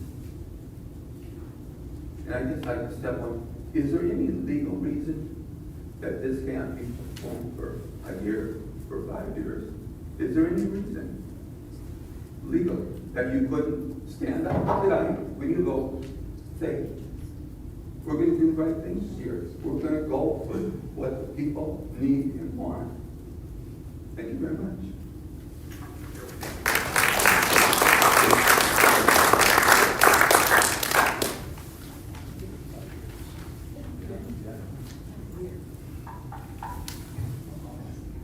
Hi, my name is Mark Johannes. I'm the general manager of Westside Liquor. Everybody's probably thinking, I don't know, I recognize some faces from the last meeting. They're probably going, we're the bad guy. We do have trucks that go on that road. I actually talked to each and every one of our wholesalers. We have one truck that goes there a week. Keep in mind, it's not a 53-foot semi. The weight restrictions aren't an issue. And then there's 3 beer trucks that come there per week as well, never full. So the capacity of that is never an issue.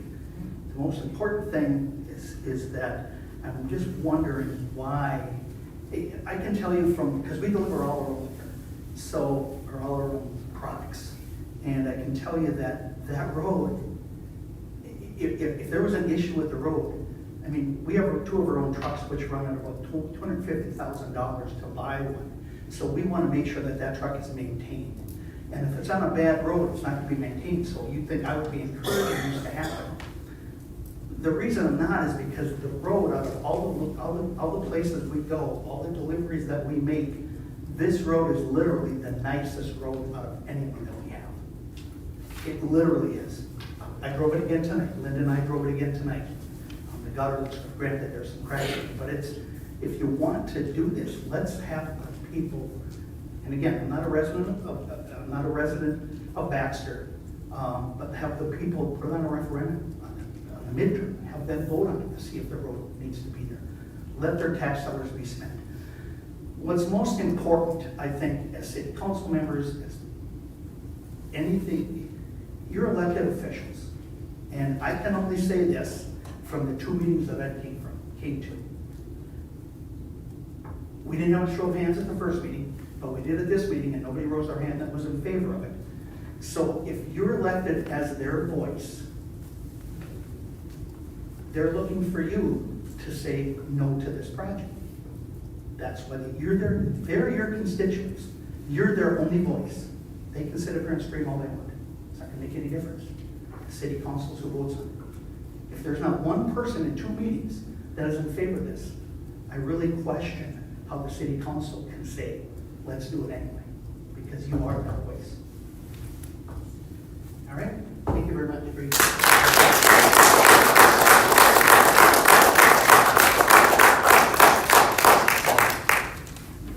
Good evening. My name is Dave Roller. I've been up here for about 2.5 years, and I go to Fit Quest 5 days a week, sometimes multiple times each day. And the Fit Quest is not just a place to work out, it's a place that a lot of us seniors get together with friends, not only for our physical health, but our mental health as well. Right. And like the gentleman before me said, we expect you guys to spend our tax dollars wisely. And if you look at a piece of paper and it says a road needs to be, is in a certain of disrepair, whatever needs to be repaired. You have to balance that with the amount of use that road. Where's the money spent most wisely? I mean, that's why people elect you, and you need to balance that out. To spend that kind of money on a road, have you put the strips down that, to calculate the amount of traffic that road is given from the point where Jones, Fitquest, the liquor store, Von Hansen's, past that point, I have never, in all the years I've been there, seen a car on that road. But that's just me. Other people claim to have seen, like Bigfoot, they've seen a car there one time. But, so you need to weigh that out before you make this decision. You know, do a study, how much is the road used, and to say, yeah, it needs to be repaired at some point, but the amount of traffic that it's getting on has to be, that part has to be part of the equation. You just can't look at a sheet and say, well, road number 3 needs to be repaired. But if nobody's driving on it, maybe, like I said, I've gone through many roads in the Brainerd Baxter area, far more in need of repair, with far more traffic on them than this one. I think it would be a waste of the city money to put anything into this at this point in time. You know, maybe sometime down the road. But without doing a study on it to see how much traffic you're actually, I think should be your first thing. Have you done a study? Have you found how much traffic is on that road from the point of Fitquest and south? Has there been one? At some point there was, but. And what were you have the results of them, right? Well, these are important questions to ask before you spend this kind of money on something. I mean, that should have been done before this even was brought to this committee. You got to do that kind of, you got to do due diligence to make sure that those things are in place and say, this is a great need for this. If there's not, there's not. If there is, there is. And then you could present an argument to these people, whether it's somebody said at one time, at some point, that it wouldn't even, that just doesn't fly with this group. And sure, you guys should be the first ones that. Can I respond to you? Sure. Quick. I sit on the Utilities Commission, and the way these road projects are brought forth, it is through the PACER rating, it is through the condition of the road. It has nothing to do with how many people are on the road. We have never used the amount of people on the road to justify coming in and changing the road or adding to the road. And your second point is, can you wait 5 years? Sure. Wait 10 years.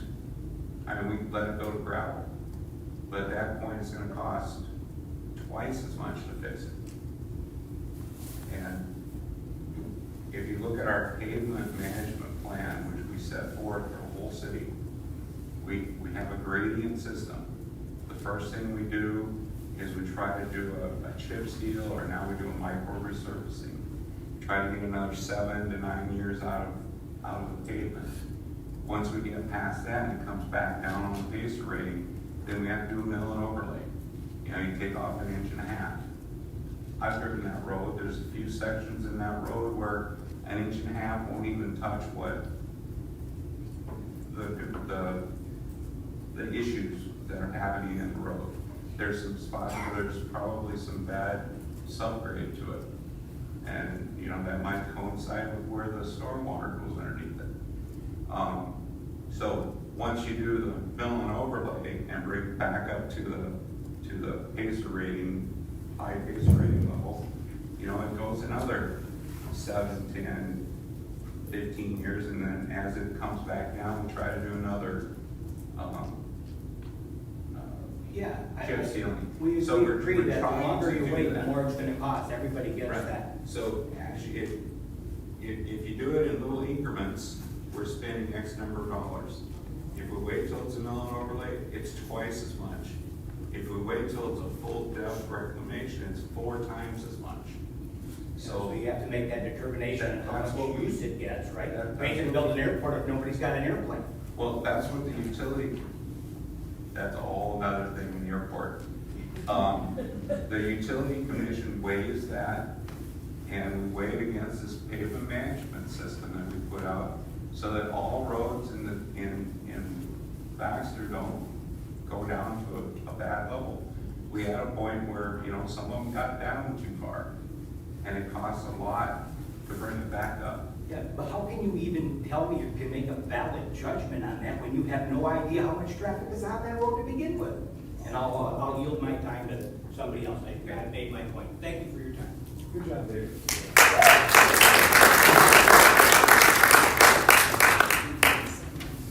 Hello, everybody. I appreciate you guys' time. Jared Rothenberger, I'm born and raised here. Mark, we're neighbors. I do find it interesting, we're talking about road conditions where we could allow some tiger on our road for a number of years. It was so bad, but then doing nothing. I mean, the Eagle Ridge, I mean, that was, I had to haul my kids for blocks and blocks to find a place where they could even take a skateboard or rollerblades. But I'm one of the owners of the Bounce House, and all I want to really say, because they're doing a great job summarizing stuff here. You guys have, I mean, you're supposed to take care of people's money and look at the benefits, weigh what the costs and so on. I mean, that's rudimentary, that's your job. You're gonna spend money on something that I can tell you right now, there's probably some days where there's gonna be 2 cars on that road. My kids can still ride skateboards and rollerblades on that road just fine. It's in pretty good shape. I'd actually say it's in very good shape compared to some other roads around. On the other side of it though, you're supposed to look at the ramifications of your decisions, how it affects other businesses and other families. This may not matter to you guys, but if you have young kids, there's not another place in town that's an indoor place for kids that's healthy to go play and wear stuff off. There isn't. We will be shut down. We've thought a lot about where we can go. There's no place in Raymond or Baxter. 0. That's just a fact. And business doesn't always roll your way. But I've used every business in Jones' facility except for the nails. He's not me. So it's not just my business, it's other people's businesses. But you will be shutting us down. I promise you that. There's no place for us to go. And maybe that's a small piece of the pie, but there's gonna be hundreds and hundreds of families that will be very disappointed. We are the only place, and we get pressure all the time on our price points. It's had 2 price raises in 8 years. And we still lose money 10 out of 12 months. So this is just the facts. Facts should matter. I know Joan, if she hadn't acquired the building a long time ago, her business went thrive and read. So we're talking about cost basis on work now versus later. Well, that also comes into consideration when you own the building or own the business.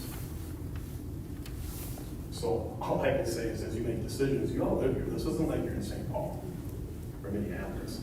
Go walk the road. Go actually look at it. Eat a sandwich and wait for a car to come by. I promise you'll be done with it before you see that. I promise you. You know, as far as the other businesses, there's some great businesses. But when you come into Maury, you use 35 feet and you take a right. When you come into the water park, you use 35 feet on the other side of the road, you take a left. Nobody's going back there. There's no room for other development back there. It's wetland. So you're not planning for future road utilization about some predetermined or undetermined development. It doesn't exist there. Those are the things that you need to consider before you just rubber stamp something. That's what I got to share.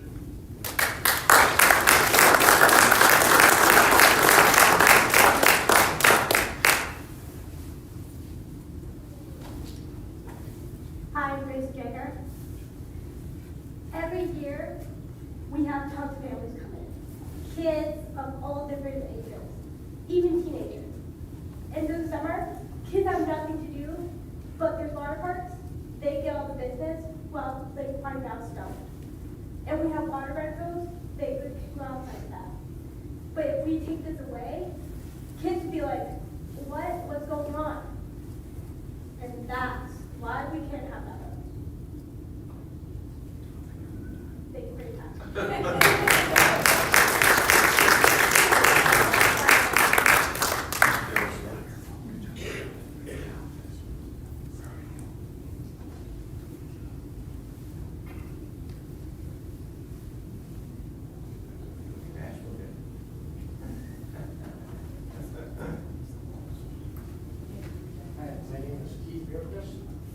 And I have a question for each of you on this council.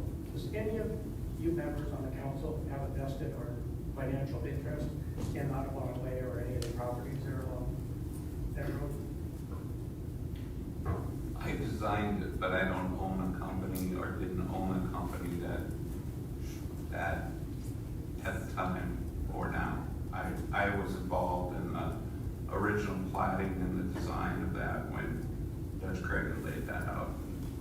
and nobody has a business associate or a friend, family members, or anybody else that has an interest in this, because if you're gonna shut this all down, it seems to me like somebody's got an interest in having that property somehow, some way. Let me tell you a little story about Rochester, Minnesota, okay? Big town, right? Two entrepreneurs bought a piece of property. They saw that that corridor was gonna be very busy, so they bought this piece of property. They went to the city, asked for a permit, and they got turned down. And the reason they got turned down is they said, no, it doesn't fit the use, the use for that property. Months later, it turns out two of the council members owned that property, put in exactly the convenience store with a gas station that they had said it could not be done, okay? They hired, the two guys that lost their butts on that deal, hired a prosecutor who prosecuted the city of Rochester, okay, and won against both of those members. I mean, fine, something doesn't seem right here, I mean, and that's why I asked that question, so, thanks.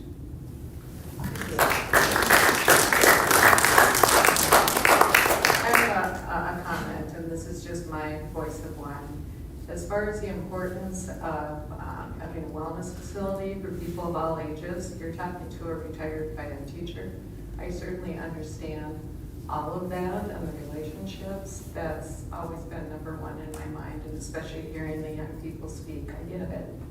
I think what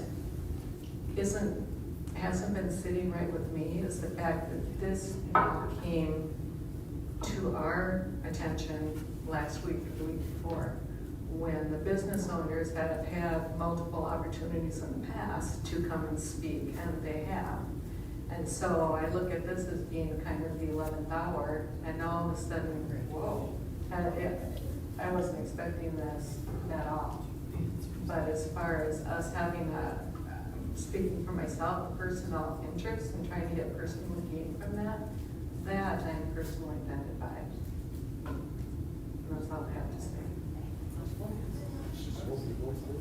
You haven't voted yet, so it's not too late, because you haven't voted yet. And I understand that. Go ahead. In regards to the bounce house, Jared and I and my wife, we're underground tens of thousands of dollars in this. So it's not like, if we didn't have the bounce house, it'd be a relief off our shoulders. We don't benefit financially at all. We stepped up to open this just for the community. In regards to not being here to speak previously, Jared and I, we deliver bounce houses, we pick them up. Every time there's been a meeting, we've had bounce house rentals going out, we apologize for our absence. I own a lawn care company, partner with a company that's called Stop the Bleed, we teach CPR, partner with a hemp company, and my wife works full-time as an amazing hairstylist at Panage. We are busy, our kids have active lives, so that's part of the absence of it here. But at the end of the day, if we didn't have the bounce house, it'd be a huge relief and stress off our shoulders. We're currently just trying to bid on some more bounce houses right now because we can't afford to go and buy the brand new ones. But it's a financial drain for us, but we owe it to the community to keep it open. We get thousands of kids that come in winter, summer.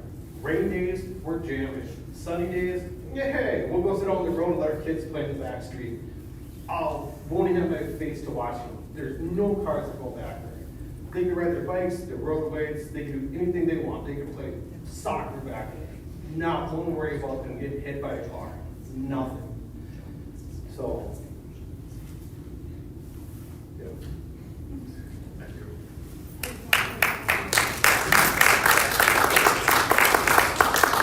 I get what you're saying about, or all of you actually said it last time, me not going to the meetings in the fall. I did speak with Pat last fall quite a bit, and I emailed Alex and said, I can't make it to the meeting, what do I need to know, and what is my assessment? The letter that I got, I thought said road repair. I had no idea if the assessment was gonna be what it is, and I had no idea, definitely no idea, if it was gonna be ripping out the entire road, curb and gutter and everything else. I thought it was a simple road repair. I couldn't make one of the speakers last time, Peter Nyberg is my late Tuesday client, that's why I couldn't make it to the meetings in the fall. So I, trust me, majorly regret that.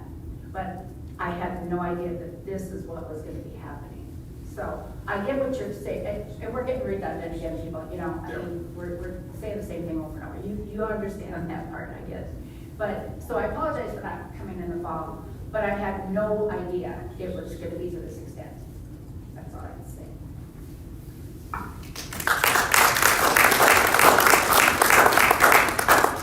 Last comment. The crux of the matter is, some of these people can't afford that. So if you can kick it down the road, but if we have to go forward with that, these businesses are gonna close. That's the crux of the matter. If they were a booming business, no problem, but they're not, they're struggling. What was your name? Pardon? What was your name? Rosemary Schuster. Okay. Thank you.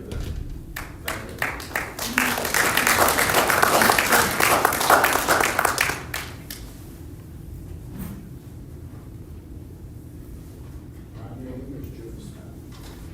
And I guess, I know Mr. Cross, you talked about it being a lot more expensive to fix in a few years. I think we understand that right now when we drive over it, it's like a new road compared to others in Baxter. There are no potholes. Don't have to worry about an accident by hitting one. Don't have to worry about a front end alignment because of it. It's fine. There's no problems with it at all. I guess the main thing I'd like to express is that how much has been spent on Ottawa in the last year with upkeep compared to other roads in Baxter? Who knows them? Well, I do know, I can tell you that all the crack sealing has been done on an annual basis.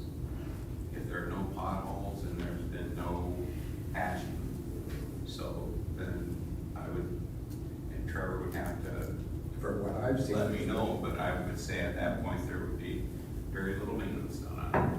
Right.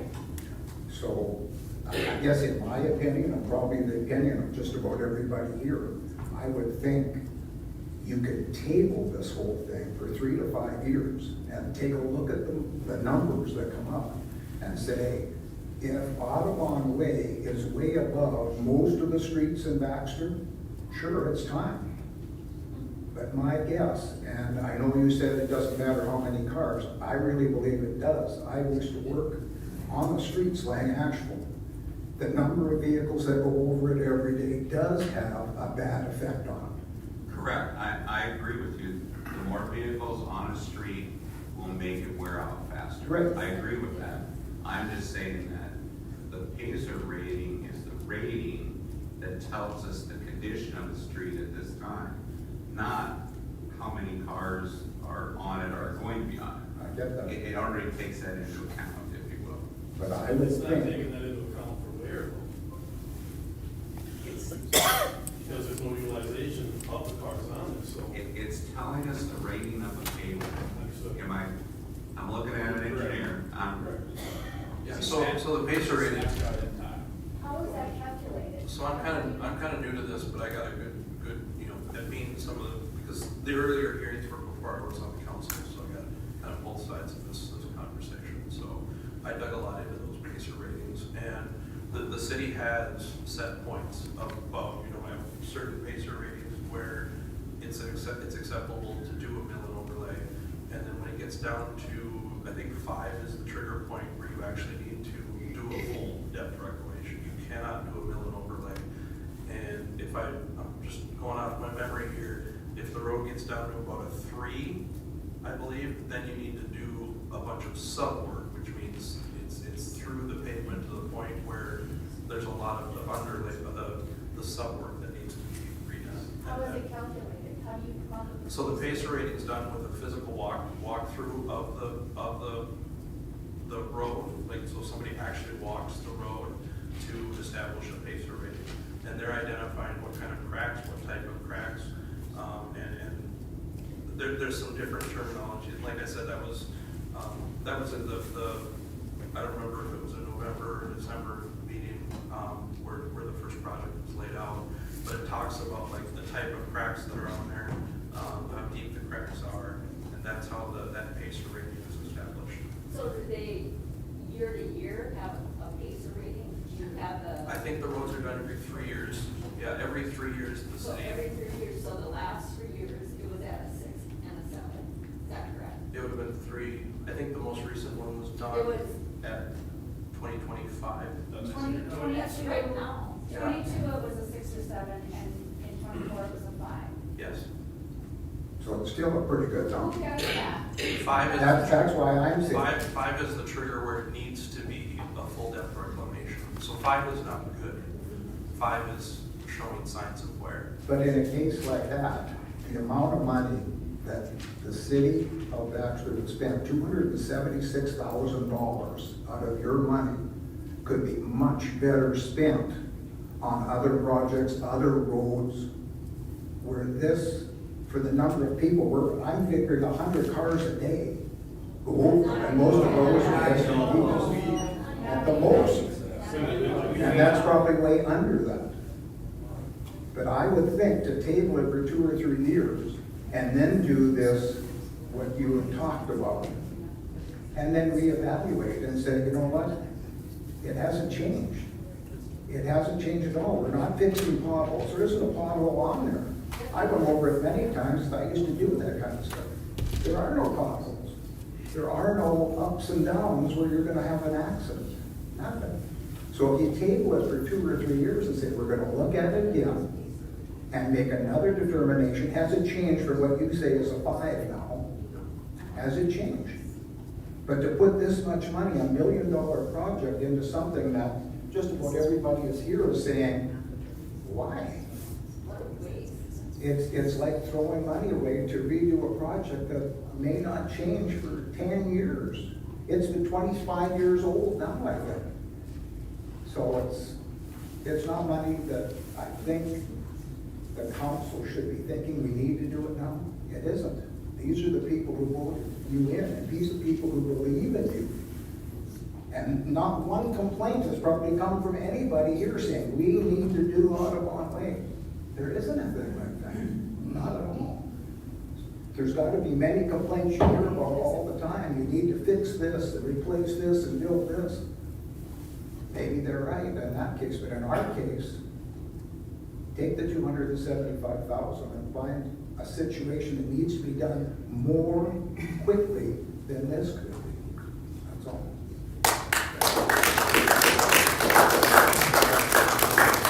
Let's got something different, or? I do. Okay. Well. I'm gonna record it and see if you.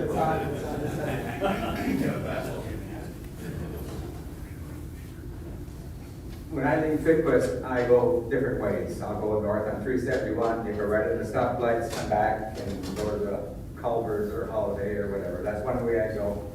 On a rare occasion, I'll go north on 371, but that's very rare. But I don't, you know, by the Holiday Inn, I think it's the Holiday Inn there, there's a little stretch that's on Audubon Way. And where the liquor store is, there's a little, you know, this way, there's a stretch.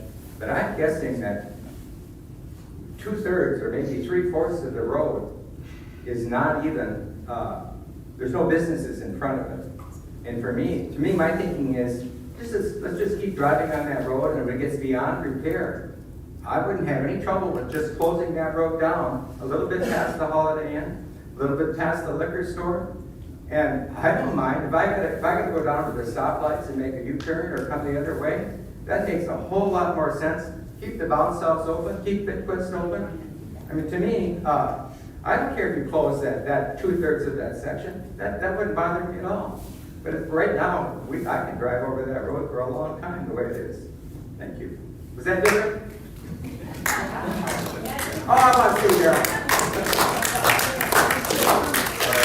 We're gonna move on. I think Joan made the comment, we're getting redundant, especially since we went for about an hour of this the other night, and I have heard most of this, so we'll bring it back to the council. We're ending up with a second public hearing here tonight, and we already had that.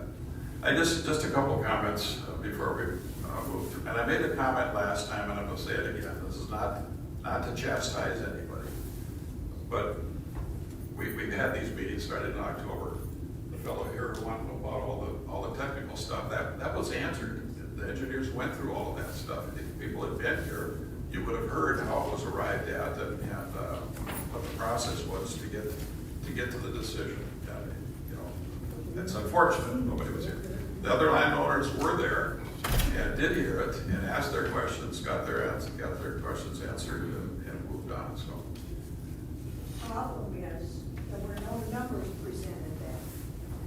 It's been a reasonable amount we would be. Correct. And it's never too late. Were you there? Okay. How do you know that? I mean, Because the numbers were presented at the last meeting. at the meeting. When I'm I- talking about when I October, emailed November, December. Alex, I have the email, I don't have it with me, but when I emailed Alex in the fall and said I couldn't take the next meeting, what do I need to know and what is my assessment? And he said there'll be other meetings, right? Or some, I'll look at my email, I have it. But I didn't know what my assessment was gonna be. I had no clue. And I asked. And things are never too late. I mean, no deadline on this. like we all said, people. You should have been here last night. No. I'm simply saying that a lot of these questions would have been answered. You know, if people had been- Their answer today or last October, that's all. Along those lines, We're there here to would have ask been some questions. sort of assessment for you guys of traffic on there too, so there'd be a need to spend the money, and that hasn't been done yet either. So it goes both ways. Yeah. And the other thing is, it's not just a matter of the pavement, it's what's underneath there too, and there are problems with that also, and so that hasn't been talked about, so. Who did that road in there originally? No idea. Because Originally, as in what? Like, well, okay, I'm just gonna say this, I've heard Anderson Brothers was using some quality products or something. I mean, could that be part of it? Well, that's not an issue on this. It was the asphalt itself would have disintegrated. 20-some years ago. It's a sub-base underneath that gives you the rolling and opening up. It's a low-lying swampy area, right? Well, it is, that's for sure. So businesses in the future are not an option. It's gonna be a road going through a low-lying swamp. There are 3 unbuilt, buildable lots still there. The one between West Side Liquor and Three Bears Water Park, that's a buildable lot. And then the one right across to the northeast of Audubon Way there, that has a buildable area on it. And then there's kind of a funny shaped, narrow widening lot next to yours, Joe, and that's a buildable lot also. It is, there's a Yeah. swamp in the middle of it. Well, there's a swamp in the middle front, but it goes back to the trail, and that was a buildable area, at least I know it was when the subdivision was laid out. Is there any council members that are aware of possibly interested in any of them lots that you just spoke of? I mean, obviously, they're through real, just No idea. besides Orion, wherever it is. We're kind of the last of people that hear about I'm interest. just asking the question. If there's- No, I don't know really. Does anybody? Because the city council will eventually have to know. We have existing There's a perspective businesses. line. Why would we be looking at potential business places? Well, we have existing ones that want to stay afloat.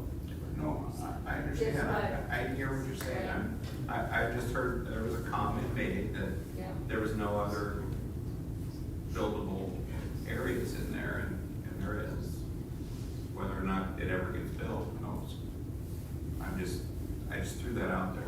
And kind of it was kind of in your comment about closing it at each end, and people would still have access in from the 2 ends. Well, yeah, they would, except for those center lots, if those ever were. Well, the center lots are on the frontage side, so that would still be the road to get to. Frontage road doesn't go across there.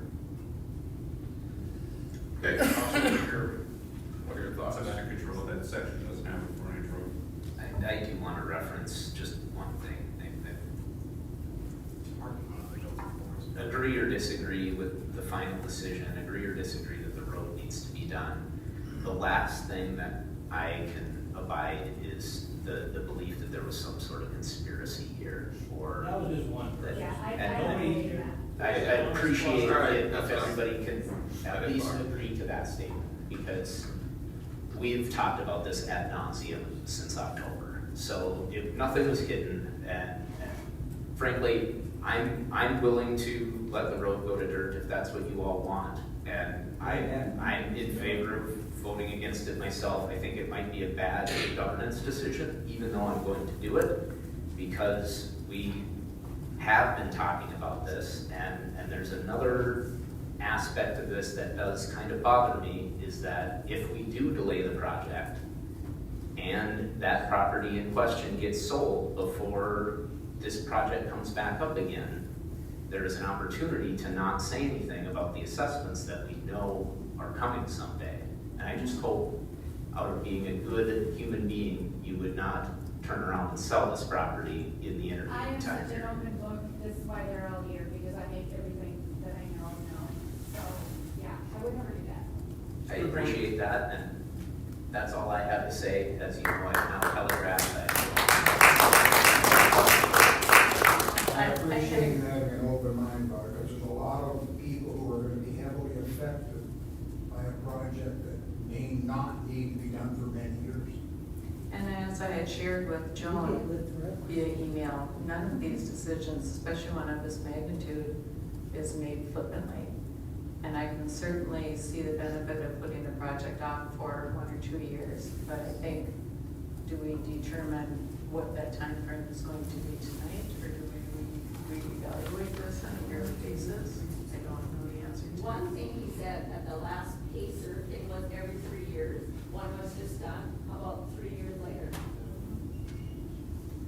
I believe one of the engineers said too at one of the meetings that once it starts deteriorating, it goes rapidly.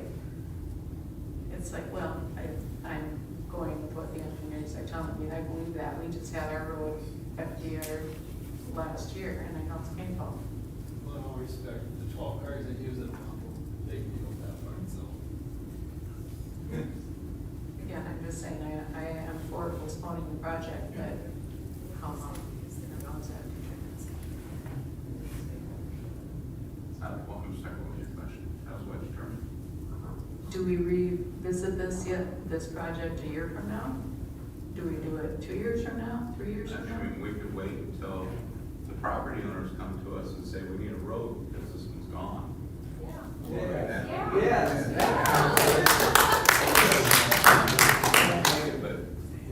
Yeah, we have one property owner here, though, right? Two, okay. You two are the ones that should be talking here. So along with that, so let's postpone it. I'm fine with that.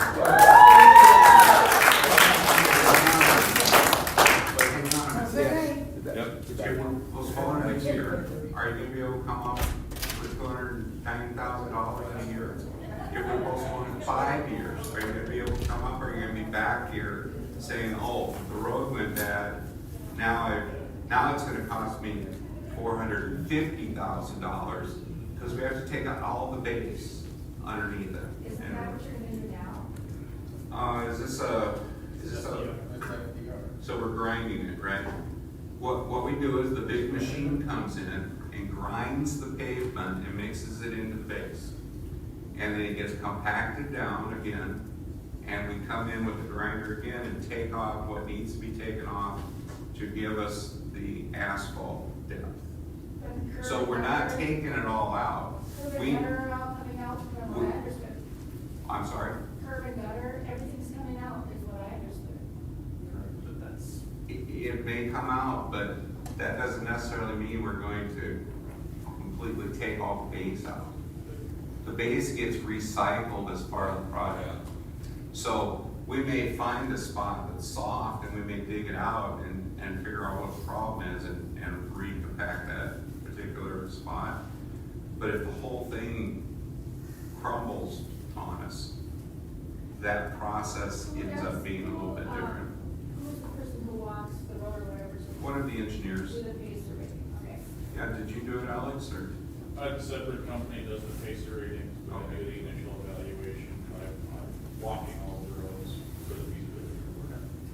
Ultimately, does the PACER ratings, and it's done in conjunction with the staff member present with one of our engineers. It's typically, or the last few years, has been with Trevor's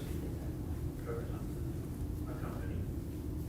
Yeah, so they walk every road and log it. Is there something I can look for so I can log it myself and see, okay, maybe this does need to be done? I mean, I did walk the road, but I thought it was perfect, So the biggest things you look for are the alligator cracking, so right now you have transverse cracking that goes across the road, and then you have longitudinal cracking. And I can look on the aerial photograph here on Google Maps, and there's some sections where you see where we've tarred the cracks, and there's some long lines in there. So it's coming apart longitudinally also. So what ends up happening is you get the longitudinal, the horizontal, and you get an alligator pattern that they call alligator cracking. It cracks into like hockey pucks. And then it's basically a thick road at that point.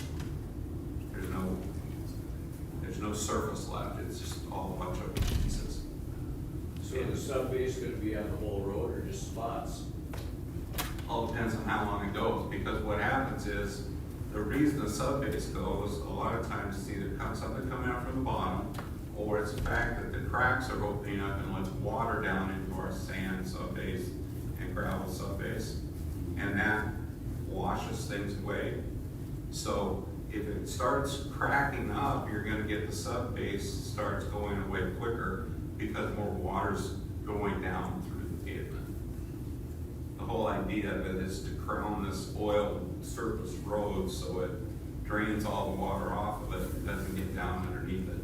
So the plan is to grind everything off and redo the sub-base? Well, the grinder grinds the pavement into the subbase and then it gets compacted. And then they look for soft spots, correct, Trevor? They'll, what they call proof roll it, and then they try to spot those. Right, I'm sure there's gonna be some subgrade corrections, just like last year on Edgewood Drive in front of Grizzlies. We ended up having to do subgrade corrections and actually put fabric down, so. So is our sub-base corrections in this number now? Right now, we're not anticipating any, but I wouldn't doubt it if we do run into some. So we might run into some on this one, but we're gonna definitely run into it the longer we wait. Longer we wait, then the sand pumps up into the class 5 and gets mixed in where we can't reuse it, then you go to a total reconstruction. There is problems with couple of storm sewer systems in there with the catch basins. And then we also have the I&I problem with the sanitary sewer break. So if we don't do the road, then we have to go in there and tear up the sanitary sewer and tear up the road and then patch that spot back in.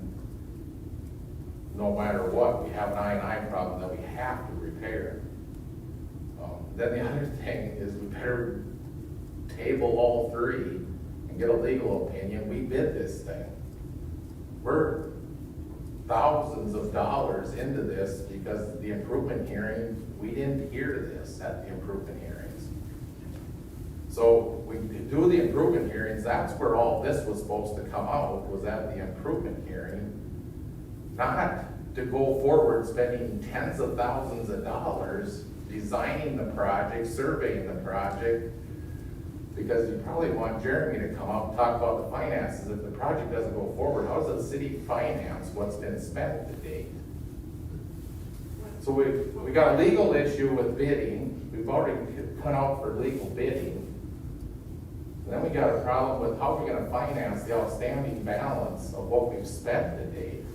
If this project was gonna get delayed, it should have been delayed at the improvement hearing, just like Edgewood Drive was on the other side of the road. How old is that road on Edgewood Drive? On Edgewood Drive, How old for the one in front of Grizzlies you're talking about? that was 2003. So that's over 20 years old. I was 21 years old when we did it. So that probably gets what, thousands of cars a day? Yep. Compared to like. It doesn't get thousands, but it probably gets around 1,000 cars a day. Compared to roads. So about 1,000 times more. Yeah. But that's only part of the picture, people, the traffic is only part of the picture. The road to nowhere, Cypress Drive, is getting to be 20 years old, there's been nobody driven on it north of Clearwater Road, but it's just about shot in spots. It's showing the alligator cracking and the longitudinal cracking and the traverse cracking pretty bad. So even if nothing drives on it, it dries out. If you take the oil, it dries out of the pavement, whether you drive on it or not. Trevor, can I ask what dollar amount would you approximately the city has into the project? Any clue, Jeremy? No. 20,000, 50,000? May I interject? Oh, it's gotta be over 100,000 already. I mean, we can deal with holding costs, we can put it aside. A lot of that work could be, It'll all be reused. it can be reused Right. when it gets built. But, you know, now we have holding costs for it, which Now that's what it is, that's what it is. now you charge interest on that, well, it's hell. May I So now the please? price automatically goes up. The problem is, when you're planning this, nobody knows how much it's gonna cost. Now, if we'd have had an inkling of what the cost was gonna be in the beginning, we would have been here. But we don't have any idea until you get to this point. No. And we get the letter in the mail, and then we're all going, No, you know exactly what it costs when you get the letter in the mail. When we see the feasibility study shows us, what the costs are for the project. okay, so And I when do we believe get that that, when do we get that information? that's presented publicly to the Utilities Committee and the City Council. And it was available, I'll put it on the record. As of October 15, 2024, every single individual estimated assessment was in the feasibility study, approved by the city council before it ever went to the first improvement hearing. Then it was revised on January 21st, 2025 with new updated numbers of every single assessment out there. And put on both times, this was on the website, the project website, available to the entire public. When I got my letter in the fall, I emailed Alex and said, what is my assessment? I did not get an answer on that. I can't remember when I called Alex, when I got the first letter, and I said, which is January, maybe February, somewhere in there. And I called Alex, and I said, what is my assessment? And he said, we don't know how we're doing the calculation yet. It's either gonna be on street frontage, which I was hoping for, because I have none, or square footage. So I had no clue. I didn't know, I had no clue. I thought, if it's 5,000, that's a lot to me. All I could do is apologize. If you called him before October 15th, he probably didn't have an answer. If he called you after, if you called after October 15th, there should be no excuse that this feasibility study wasn't given to you and told where to find it. Nobody called me and asked me. The letter said, if you have questions, call Alex there. Yep, it did. You called the right person. Yep, and he said, we don't know how we're doing the calculation. We don't know if we're doing it on street frontage or square footage. And that shouldn't have been. As of October 15th, 2024, it was absolutely known. November 13th of 2024, I said, for your property, the assessment ranges from 35,000 to 95,000. But Okay. it depends on how the method of assessment Okay, yes, is you did. finalized. So a But dollar amount was talked about from the beginning. 35 is different than 111. Yeah. 95,000, that's why I gave a range. And when you said you possibly gonna go on street frontage, I was pretty comfortable with that, because I have none, so I thought, okay, great. And then it goes on square footage, and then my square footage per square foot is worth about a third what the other businesses are. So there again, I have a problem with the calculations for that. I mean, and when I asked about that last time, 2 weeks ago, one of the guys said that it's more fair, because I asked why you did it that way. You said it's more fair when you're doing commercial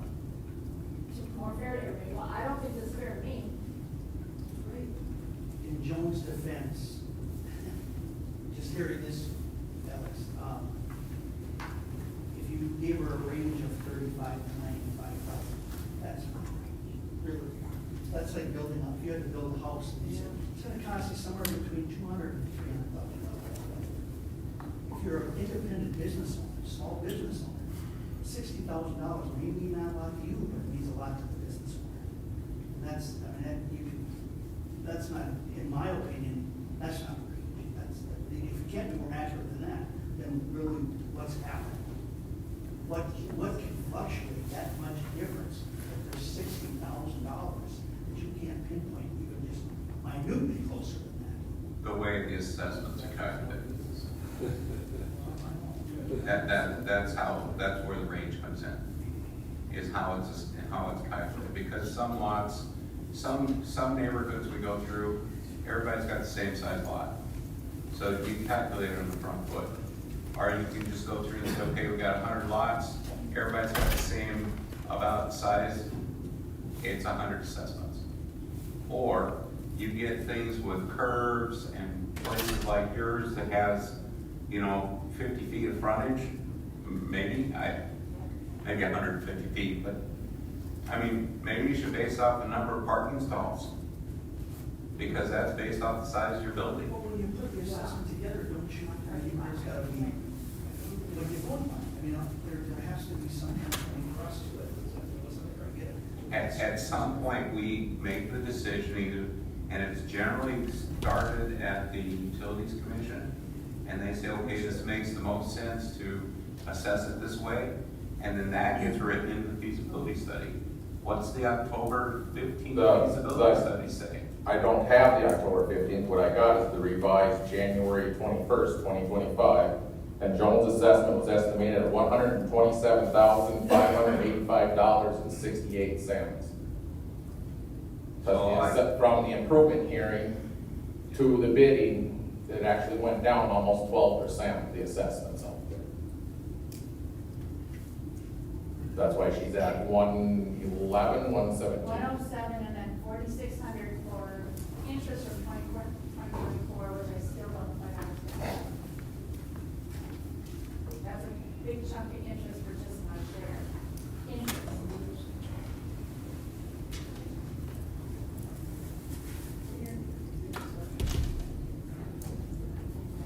So prior to him getting up, we had kind of a thing, you were in favor of deferring it, we heard it. So I think we should leave it there. And, I mean, we said you were talking at least 3 years. Okay, and I was just making the point. Right, but Defer they it weren't however here to- long we want to, or you want us to. But understand that when it comes due, it will probably cost more. Because not only is it gonna be more work, you're gonna have more in cost due to inflation, unless oil goes down. I mean, oil's the hugest, the biggest fluctuating factor we have in roads. Whether you do it this year and spend this many dollars, or 3 years down the road and spend 3 times, is it approved expenditure of taxpayer money to fix a road through a low-lying swamp area that nobody uses and goes nowhere? You should be working on the California light rail system or something. I mean, if it goes through a low-lying swamp area, which is questionable whether people can build and use these outlying lot areas that you were said were possible, does the city council want to spend these tax dollars on roads that nobody uses and goes nowhere? I mean, that should be the main question. Whether you do it this year or 3 years, how much money is spent, you're spending it on a road that nobody uses and goes nowhere. Through a low-lying swamp area that's questionable whether people can build on these lots. That seems to be the bigger question than whether we do it now or tomorrow or next year or 3 years. Just doesn't seem to be a prudence to spend that money on a road that nobody uses. Okay, council, what do you want to do here? Only thing I would add to the discussion is that also that's in here is Whispering Woods Lane. What's that? Whispering Woods Lane is tied to Audubon Way as well, and you haven't heard from any other business owners out here. So if you delay it, they went and left the improvement hearing, some of them were there, and they have been in contact, especially the one on Whispering Woods Lane has been in contact with us. So just throwing it out there that it's a lot more to it than just, I think the best, if you're questioning it all, is to table it and get some legal opinion and find out the full total financial ramifications.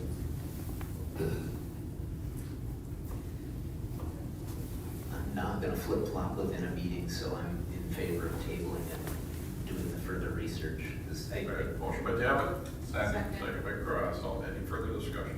All in favor, say aye. Aye. Opposed, same sign, motion carries. Stay tuned. Moving on, council comments. Connie? Yeah, wait a minute. What? Hold it, what was that motion for, 21, 22, and 24? Then we got 26. Yeah, the motion would have been the project-related numbers. 21, 23, and 24. Everything that was pulled. 21, 22, and 24. So is there another one that's been pulled? Well, we have 26, which was to be tabled for Okay with that. So do I need to move to table 26 separately?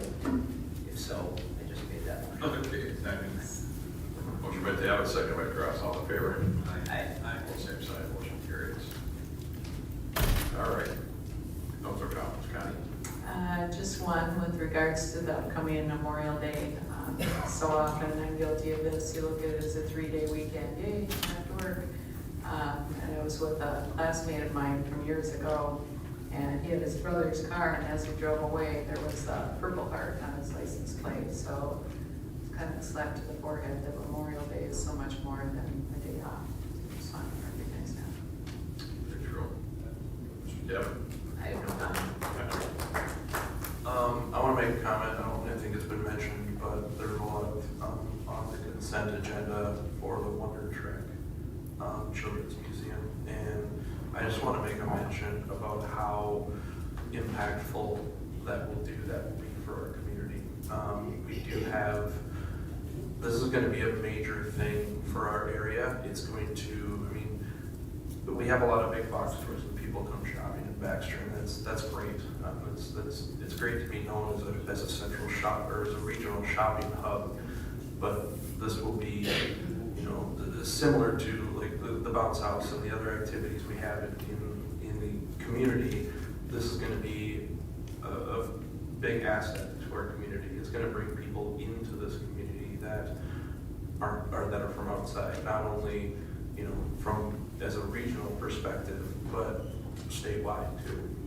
So I'm really excited for Wonder Track and the things that they're doing and bringing this as a feature to our community. Right. Mark? Yeah, no comments. Thank you. I don't have any city administrator. No comments, Your Honor. Anything from the attorney? There's nothing from the attorney. Okay. Motion to adjourn. Question. Motion by Cross. Second. Hang on a minute. I just got a question. Frank Lemke again. Where is this museum located? Across from the elementary school. Baxter Elementary School. Across from Baxter Elementary. East of Baxter Elementary School. Oh, okay. On the highway. All right, okay. Just for reference, the executive director of the Wonder Track Museum is in the back. If you have any specific questions, Peter Olson. If you have any specific questions related to Wonder Track, he is in attendance. Peter, you have the brochure, right, Peter?